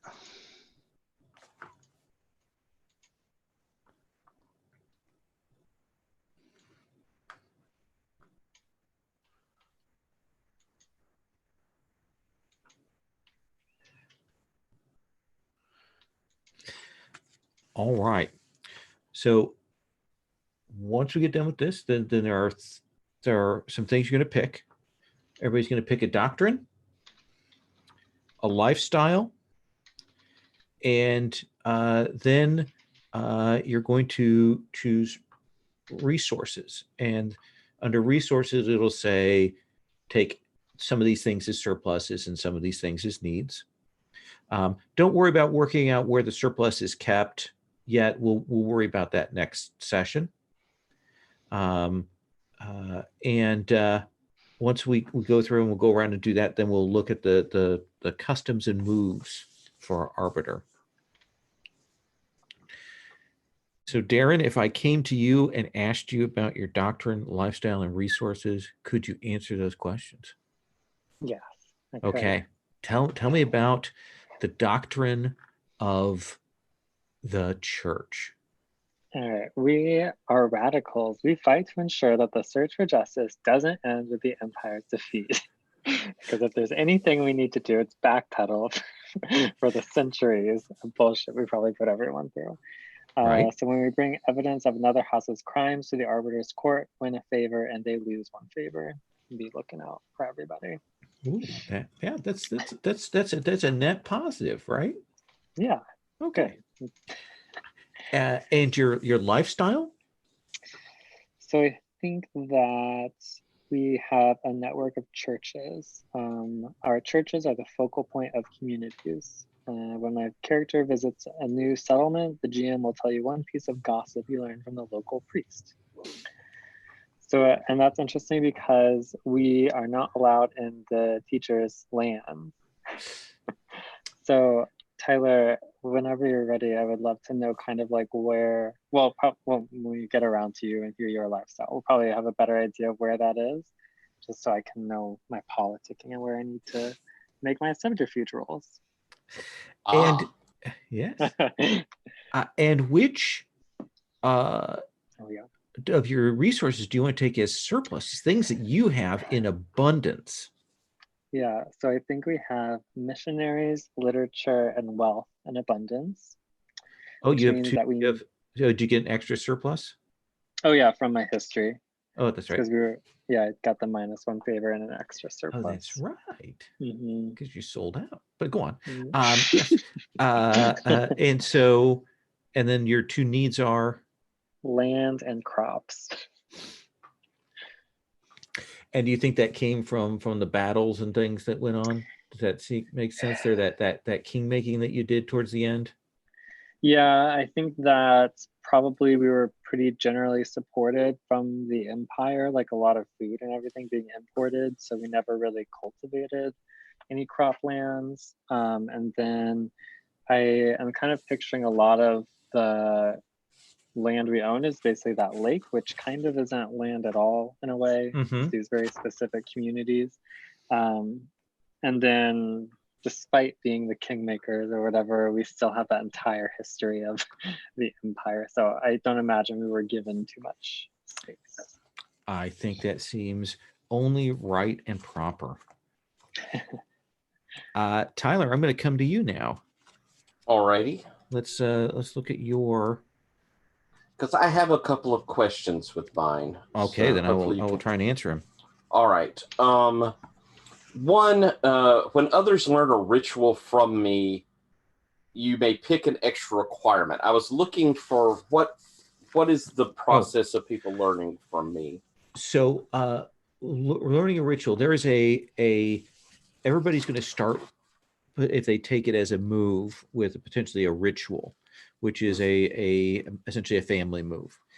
It is possible to learn moves from other families. Move. Oh, okay. Yeah.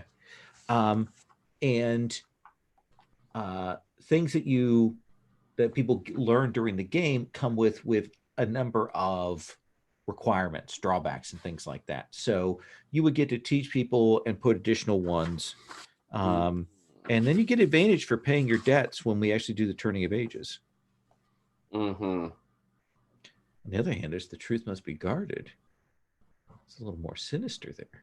Yeah, I don't think that's what I'm going to do. Yeah, I think I'm going to go with the Font of Ancient Power. Okay. And that's what your traditions cannot become overwhelmed. Is that what you were? What does that mean?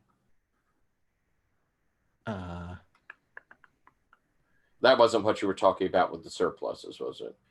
No. Okay. Yeah.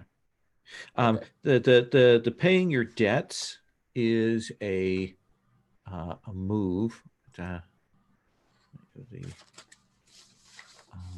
the turning of the age. Essentially, there's a move for paying your debts. All power is pulled from the land, and the land will claim its power back if its health suffers.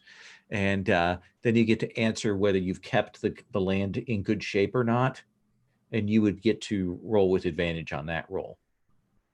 And that comes from that Font of Ancient Power that you took. Oh, okay, good. Okay, yeah. okay, yeah. Good. Gives you a benefit. It means you've got some magical connection, which means the land isn't going to be as upset with you as it might otherwise be. Excellent. Okay, no. And what do you want for your lifestyle? Again, I want to ask a quick question. Sure. With that center of learning, it says, Princess Merchant for everybody comes to my city to learn, and my house knows each and every one. So long as you have a student from a faction, gain advantage on Read the Wind with them. Is there some sort of obligation that I'm going to have those students, or is that more of a during the course of game we see if they're there? It's more of a piece of fiction. For example, you don't allow the church people into your lands. So in that case, you would not have one of them as a student. Right. I think I'm going to take long-lived people. What does that do? We live long lives and wisdom so we can gain wisdom. Your holdings can always provide professional care to your people. So I'm guessing that means I don't have to have the requirement. Yep. If you bring your character from one age to the next, add 1 to their lore. That's nice. I think that one works well because I'll carry over my first one and then get a new one my third. And then the last question is, which of those things, ancient writings, lands, crops, lumber, vellum, do you want to have in abundance? Let's see, my surpluses, right? Yep. Okay. Oh crud. Where is the trying to look for my list there that you're just drawing from? Oh, it's under the house playbooks, under the resources there it lists them. Okay. I printed out stuff and I don't see it. Oh, okay. So let me go back to it's on my character sheet. Yeah, it'll be on the playbook thing under resources. Okay. Line 45. House playbooks. Line 45. All right. Okay. I'm going to take surpluses of ancient writings and crops. Okay. So you have food, but you need land, you need lumber, and you don't have access right now to the kind of paper that you would love to record your documents on. Right. Excellent. Josh, let's come to our horse lords. What is your doctrine? So I chose the freedom of the saddle. Each citizen gains rights and independence from their mount. Your characters can use find common ground to work out what would make an animal allow itself to be ridden. When they ride, they leave no tracks. Ooh. Excellent. I like that very much. And then what are you going to take for your lifestyle? And for my lifestyle, I took nomadic remnants.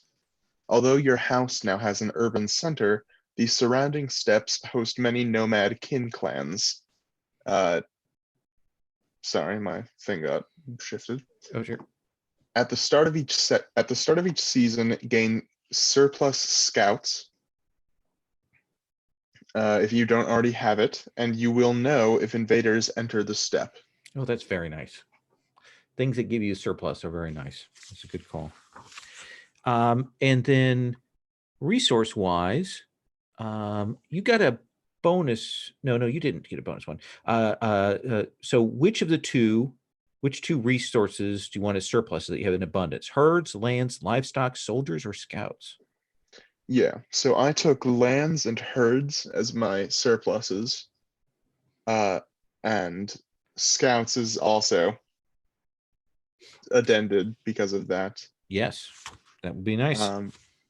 And then for my needs, I have livestock and soldiers. Excellent. That brings us to our builders of the Marbled City. Jesse, what do you think the doctrine is for our forgers? So I chose beauty for all the world to see. Once per age, you may present another house with a beautiful work of craftsmanship.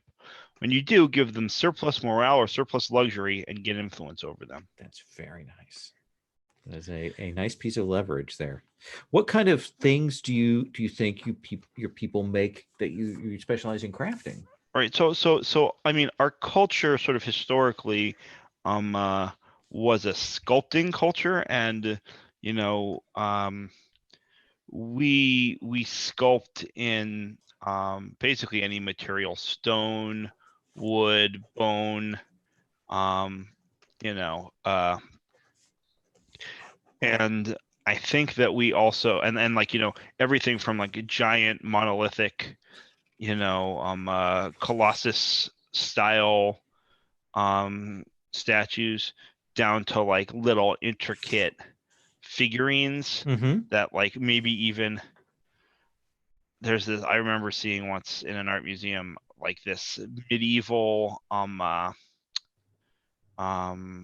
pendant that had like super, I think it was ivory, and it was carved as like a super intricate like city in like just such tiny minuscule detail.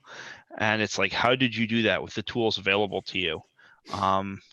So yeah, so like that kind of stuff. Nice. So like everything and we also, it's always very brightly painted, right? We don't leave the stone. We very rarely leave the surface the natural color, although we'll use the natural color as like a part of the whole ensemble. But like it's always sort of painted very bright colors and also, you know, in great detail. And what did you take for your lifestyle? Build resilience. Your scattered people ensure their neighbors have places to shelter from the storm. When the GM declares a disaster befalls a settlement your people live in, say what it happens can do to find safety. That is nice. And yeah, I like the idea that, like, yeah, we're the forgers of the marbled city, but we're kind of all over the place. And then I believe that you got an extra surplus, so you get to pick 3 of these resources. Yes. In abundance. So which 3 do you want?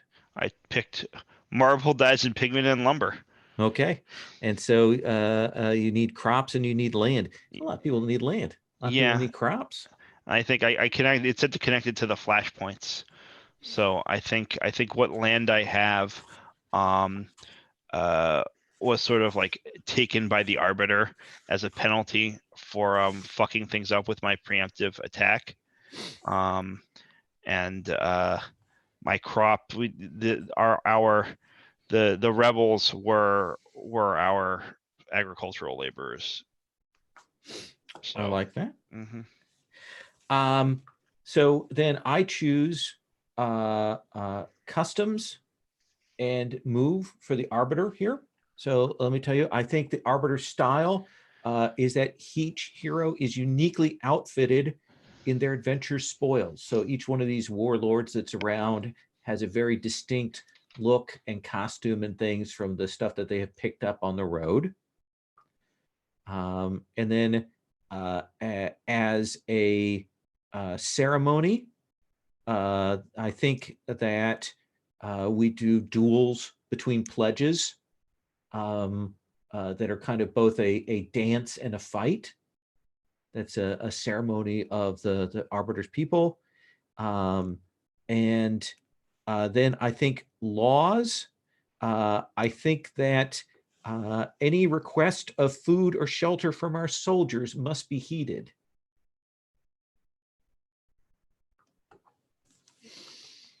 That's how you start a revolution, right there. But anyway, and then I choose a move, and let's see here.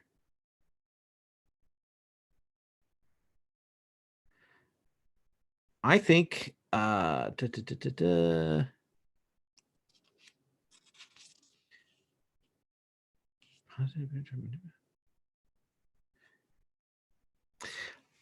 I think Iron Discipline, which is uniforms and drills keep the Arbiter's soldiers united and cool-headed even in the most dire situations, but that also leaves them unquestioning. When anyone with positive favor tries to manipulate the Arbiter's soldiers, they roll subterfuge with advantage. I like that because it was kind of a dick on the other thing. So I want to make a little bit there. All right. So that gives us some Arbiter things, and I'll get that marked into the playbook. So you've got a few more things to drop in. You'll copy over your inheritance and your alliance move. You're going to make some picks about your assets. And then you're also going to pick your family moves. I want to give you a couple of minutes to look over that. And if anyone has questions, one of the things is those assets that you see there are usually things that then when you would go to the character level, they're things your character's going to have access to. And the tags are have both a descriptor and an effect, and also sometimes have a mechanical thing. So think about what you might want to have your characters have have access to, your people have access to reliably.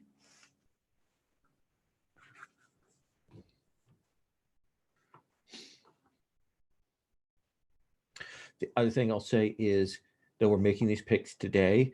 If we come back next week or the week after and you're like, that was a terrible choice, I do not care for that choice, you're going to have the right to switch those things around. So don't feel like you're getting necessarily locked into anything here.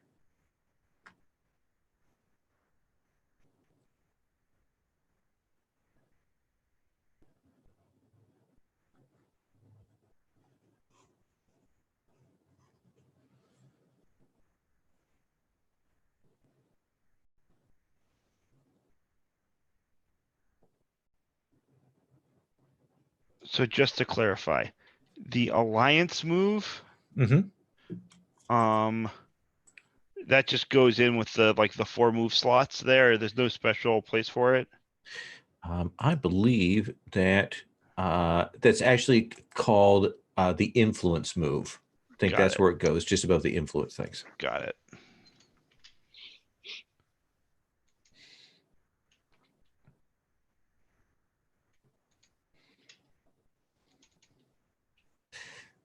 It's actually much better than the I did a version of Legacy for a fantasy thing, and I renamed a bunch of stuff. And then when I brought it over to play regular Legacy again, I missed changing a bunch of things. So it was all of this shit. Plus I had terms written wrongly. So gotta love it. So much. So much stuff. Right after this came out, they had missed uploading the newest version of the handouts to the UFO Press website. So I downloaded it and I was like, none of this makes sense, because half of it was still called treaties, and I was like, what is going on? Yeah, there's in the regular Legacy, there's a set of playbooks that have some very different picks than the main book does, and I only notice those in play when I'm looking at the book and I see people going, well, I'm going to pick this, and I'm like, that's not. Oh no! Oh yes, it does. Right on the sheet there it says. I guess that's what we're going with.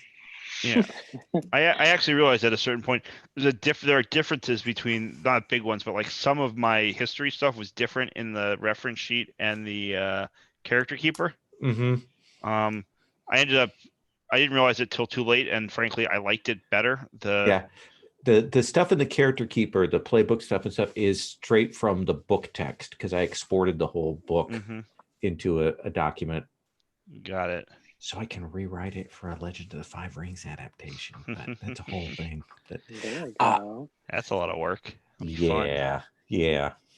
Got to get Hearts of Wulin done first. Darren, let's start with you. Tell us about your inheritance and your alliance, and then what are you thinking about in terms of assets?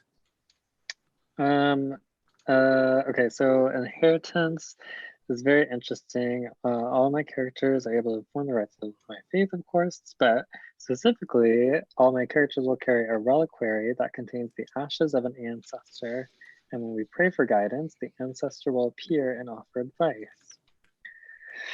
Nice. So, yeah, I have to figure out what that reliquary looks like. I'll be very excited to have the next time. And then assets, I choose 3 from 2 different lists, 3 total, and there are 2 different lists. The spoils of reverence or the gifts of humility. And I think that we are a little bit more spoils of reverence still. So I took luxurious robes and temple guards, and then humble steed from the gifts of humility. Not stately barge for your lake? I thought about that, but I was like, a hulking ship in a lake? I don't know. All right.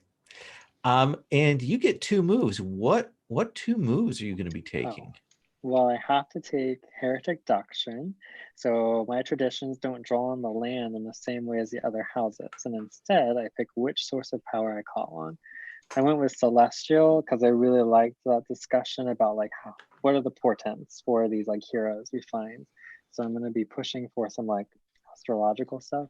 So Celestial, it's involved with Star, Sun, Moon, the Starless Void, and that gives me a tradition. We know a ritual to call on the perception and light of the sky. And then that also has a different list of veins. So, that'll affect that when we enact Okay. that. And then the other move I chose was Word Travels Fast. Once a season, I can send a mission of my clergy to a settlement, and as long as the rulers of the settlement take no action to expunge my teachings, sleight and cunning rolls have advantage. Nice. I like that. Mhm. I like that you went through the spoils. Yeah, two spoils, one gift of humility. Yeah, that's a decent balance there. Well, that just made sense, right? The horses for the horselords that we gave, like it would make sense that we would keep some, Yeah. and then otherwise I probably would have done 3 spoils of reverence. Tyler, what is your inheritance? Can we give me 2 seconds here? Sure. I'm still putting together. Absolutely. I'll give you a chance to take a slug of this delicious Coke Zero.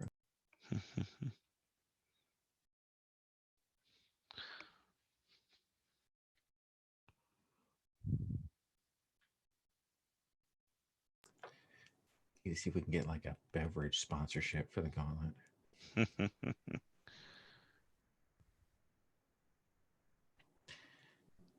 So Canada Dry ginger ale now has bold ginger ale.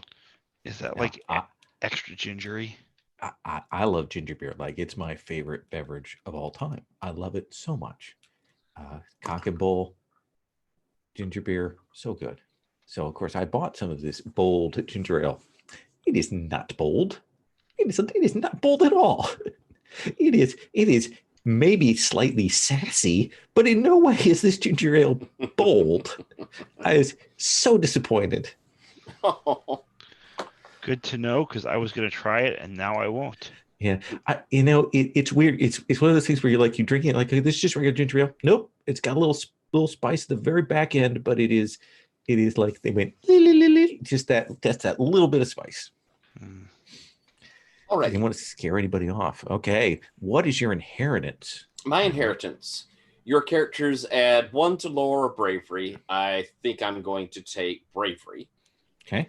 And always know how to read and write. Yeah. In addition, and when it says Lord of Bravery, it means whenever you do a character or a quick character, you get to pick each time. Oh, okay. So it's not choose one of them. Okay, right. Cool. Excellent. And they always know how to read and write. In addition, they can sense when spirits are nearby and make and take a flesh wound to communicate with them. Ooh, I like that. I look forward to letting you kind of start defining what the spirits look like around here too. Nice. I think that'll be fun. And you gain influence when you teach people things. Correct. What are you going to take for your assets there? Let's see. How do we teach? We have musicians keeping the stories alive. So followers, artisans, and roguish. Like what's the instrument choice? What's your teaching instrument? I believe that we're probably I think lutish. Okay. I think we have lutes and singing.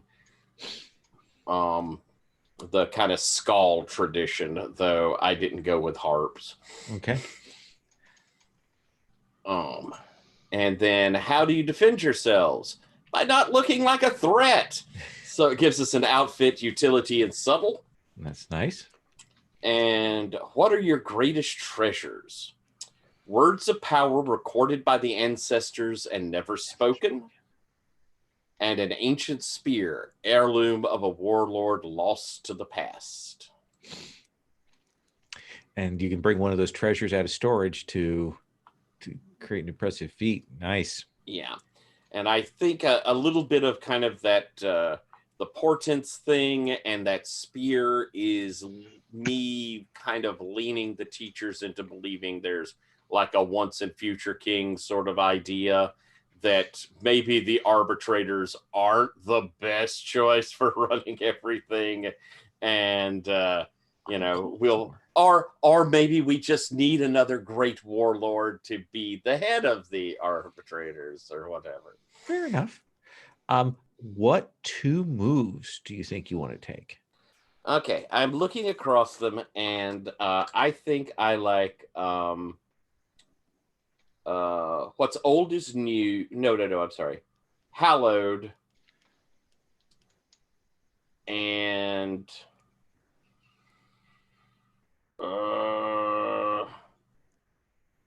I'm not sure. It's going to take me a minute. Either Endurance of the Hills or Eyes of the Ancestor, but I haven't decided.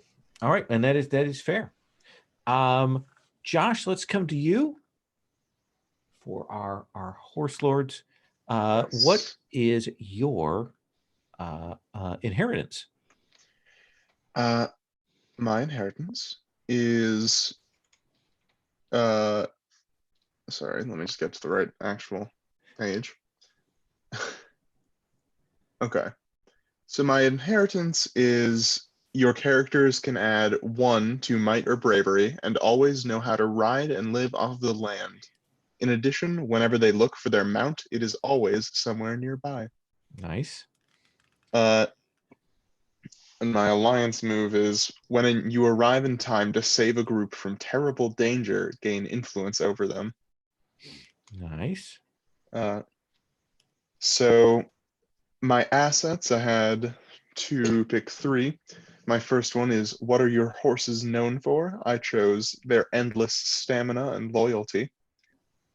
How do I live off of the steppe? Through skilled rangers and foragers with deep knowledge of nature. Nice. And how do you make war?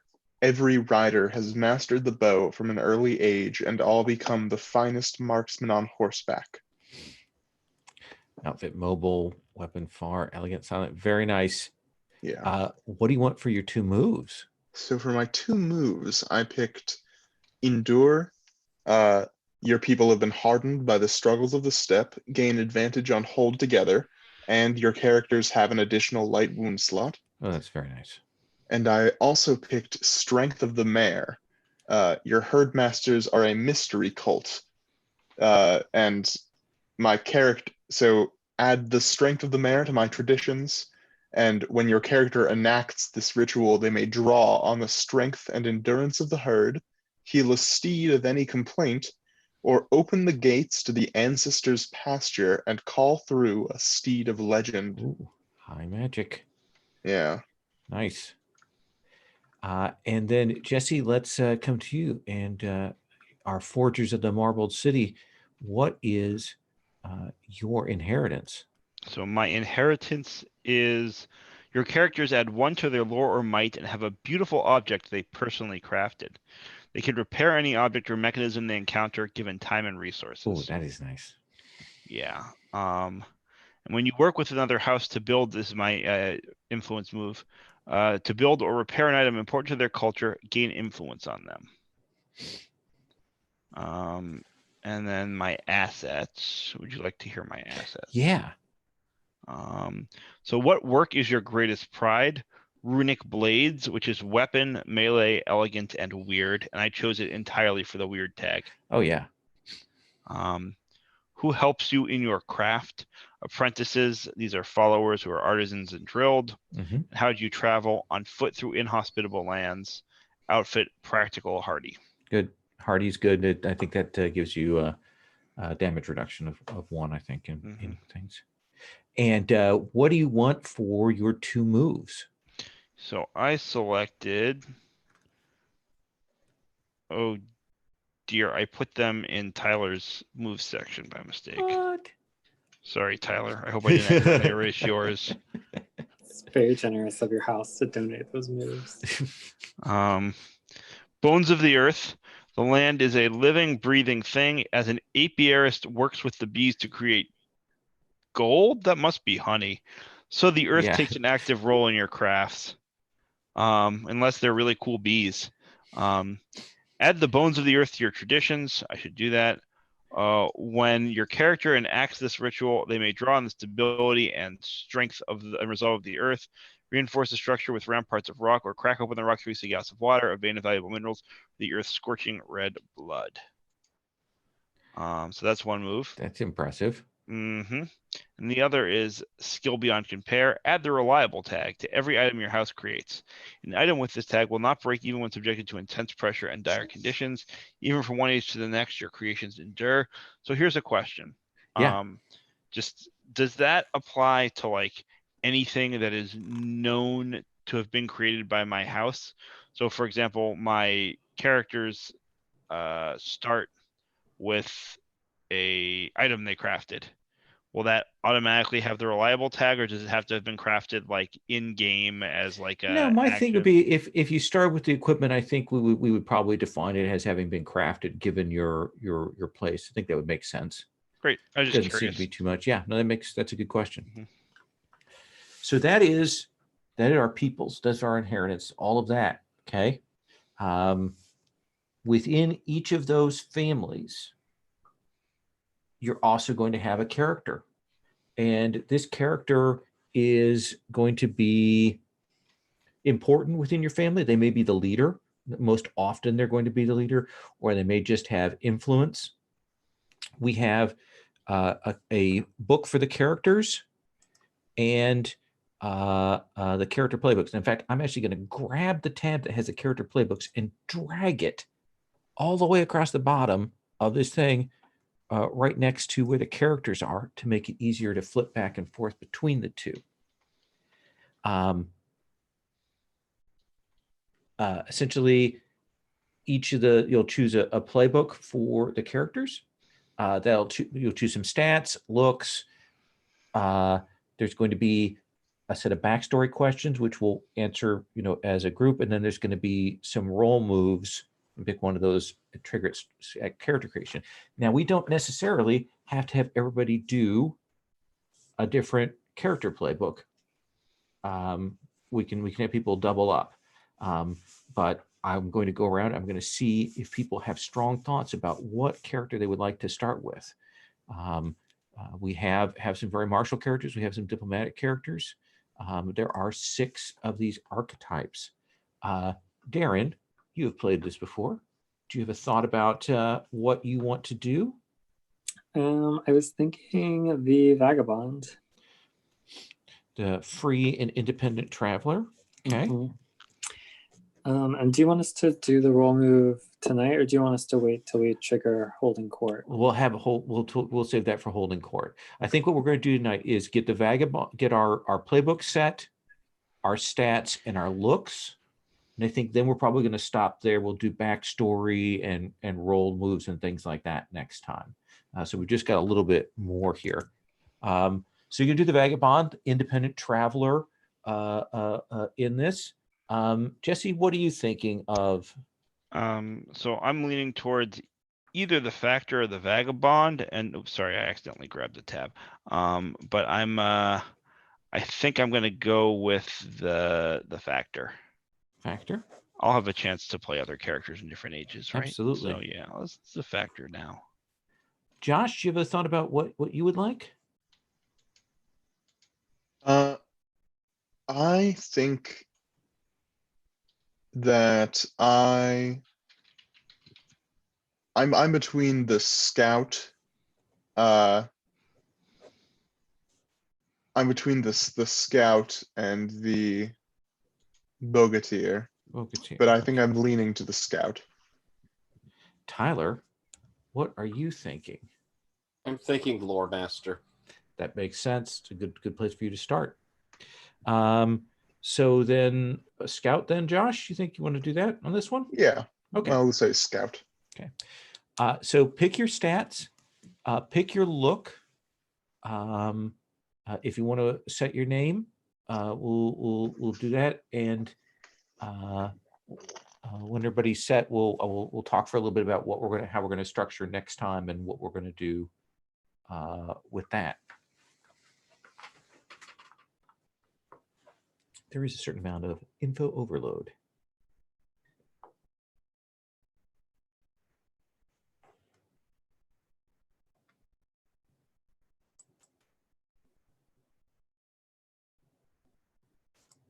I think I somehow screwed up my move section on the family thing. It has lots and lots of little boxes, and one of my moves doesn't fit in there well. And I can fix this. I'm a horrible gremlin spreadsheet. Let me see. Houses. You are the teachers of the ancient truth. Okay. easy enough to fix. Let's see, that's that big. And so we go that, and we're gonna format, merge cells, merge all. Format, merge cells, merge all. What are the two moves that you took? I took Hallowed and Endurance of the Hills. Okay, let me copy Hallowed. Copy. I figured I should have something in there ritually to kind of offset the church's influence.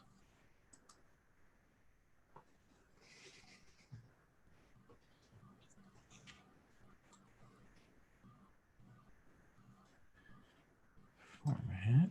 You sound like you don't approve of us.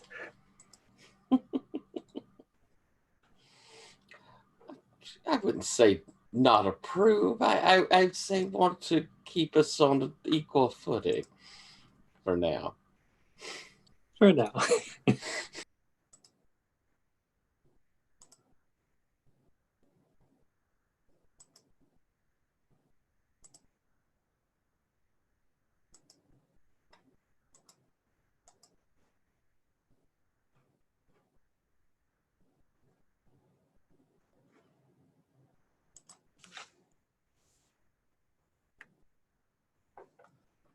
Why is this not?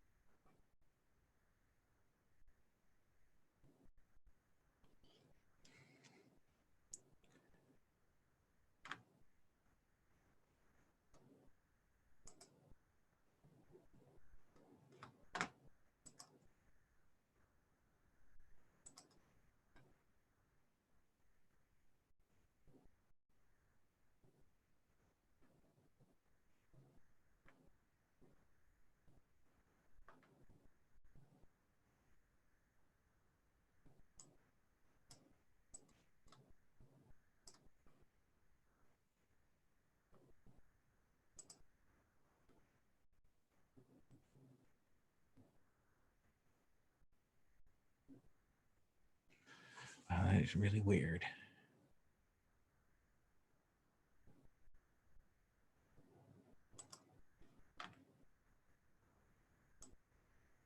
I fucked it up, didn't I? Now there's something weird with the, it has some sort of screen reader function that is, let me see what happens when I format, clear formatting, okay, format, clear formatting, and then we're going to format, merge cells, merge all. And I'm going to come back to house playbooks. Come here, copy that. Copy that. I bet money this is not going to work.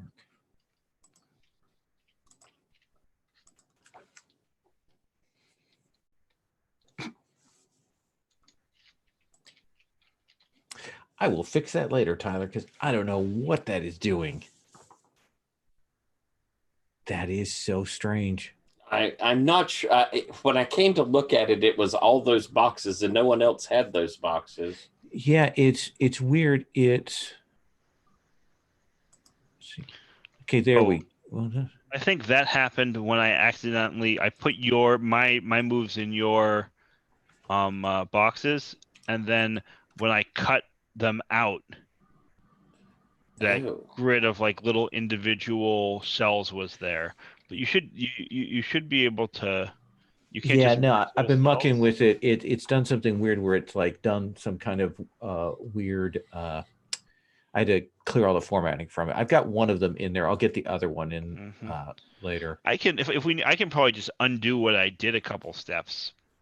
I think I've mucked with that far enough that it might be a problem. Okay. Yeah. Sorry, I didn't realize that's what you were. I figured if you just like cut and pasted in, it wouldn't be a. So I apologize. No, it is live and learn on these things. Yeah, Excel is very finicky. Can I ask a question about one of these? Yeah, factor please. moves? Yeah, what does it So, say? The political upheaval move. When you convince your family to undergo radical change, roll plus cunning on a hit, shift their doctrine or lifestyle to whatever you like. Does that mean like of the other choices that were there at house generation, or like anything? I would assume it would be of the other choices that were there at house generation. Got it. So it couldn't be something from another house either. It would have to be like. I don't think so, but that's a question that hasn't come up. So let me actually put that to Jay on the UFO board, because that didn't even occur to me. Yeah, I mean, I think it's cool to like try to shift something big on the house. But I'm just curious, like, what the sort of limitations of that are. Yeah, I will hit them up on that and get that figured out before next time, because that's a really good question. That's one that hadn't even occurred to me. It's probably within the. It makes the most sense. It would be within the house, but right. It's just whatever you want, which is like, it feels very expansive. So what we're going to do next session, we're going to stop and have everybody introduce their characters. I don't want to introduce characters today because we'll just forget about it and have to do the same thing again beginning of next session. So we'll have everybody introduce their characters from their family. That'll give us a chance to kind of remind us who the family is. And there'll be some backstory questions. Backstories generally don't have a mechanical thing unless you can pull up a relevant backstory to give that you're working with somebody and they can get advantage on a roll. You'll also be triggering a roll move. Each of the playbooks has 4 rolls. You'll start with one of them and it'll be an effect that will trigger off of that. So that's something you might want to look at between now and then, and you'll pick a couple of character moves. So we're going to go through that, get that settled out, shaken out at the beginning of next session, and then start rolling into some scenes and things. Again, there is a lot to this game, and it does have a payoff, especially because we're doing as many sessions as we are. Let me say that there's going to be lots of room to build the way you want to in this, and we're going to try and be flexible about it. Are there any questions before I kind of bring this to a close? No, that's the silence of exhaustion. That's what that is. The mental whiplash. I will say, Legacy was the very first game I ever ran for the Gauntlet. I had not played any PBTA before, and I ran it with Jason and David Lafreniere and another person, and I survived. So that was the worst setup I could have done. And Rich was very nice to me afterwards and was like, maybe I should show you how PBTA is played. Yeah, okay, yeah, maybe you should. It's a lot of game. It's a lot of game. Thank you all so much for coming on this journey. I am so excited. I love Legacy. Having a chance to try it in this historical setting. I've been reading a bunch of stuff and kind of looking at things. So I'm very excited. I love the map. We'll be adding to that map, putting some new things on there. And if anybody has any questions or anything that you're like between now and next time, you're like, oh, I think I want to make this change, just send me a note and we'll get that set. Is everybody okay with me putting the session 0 up? Okay, just to make sure. All right, I'm going to stop the recording now.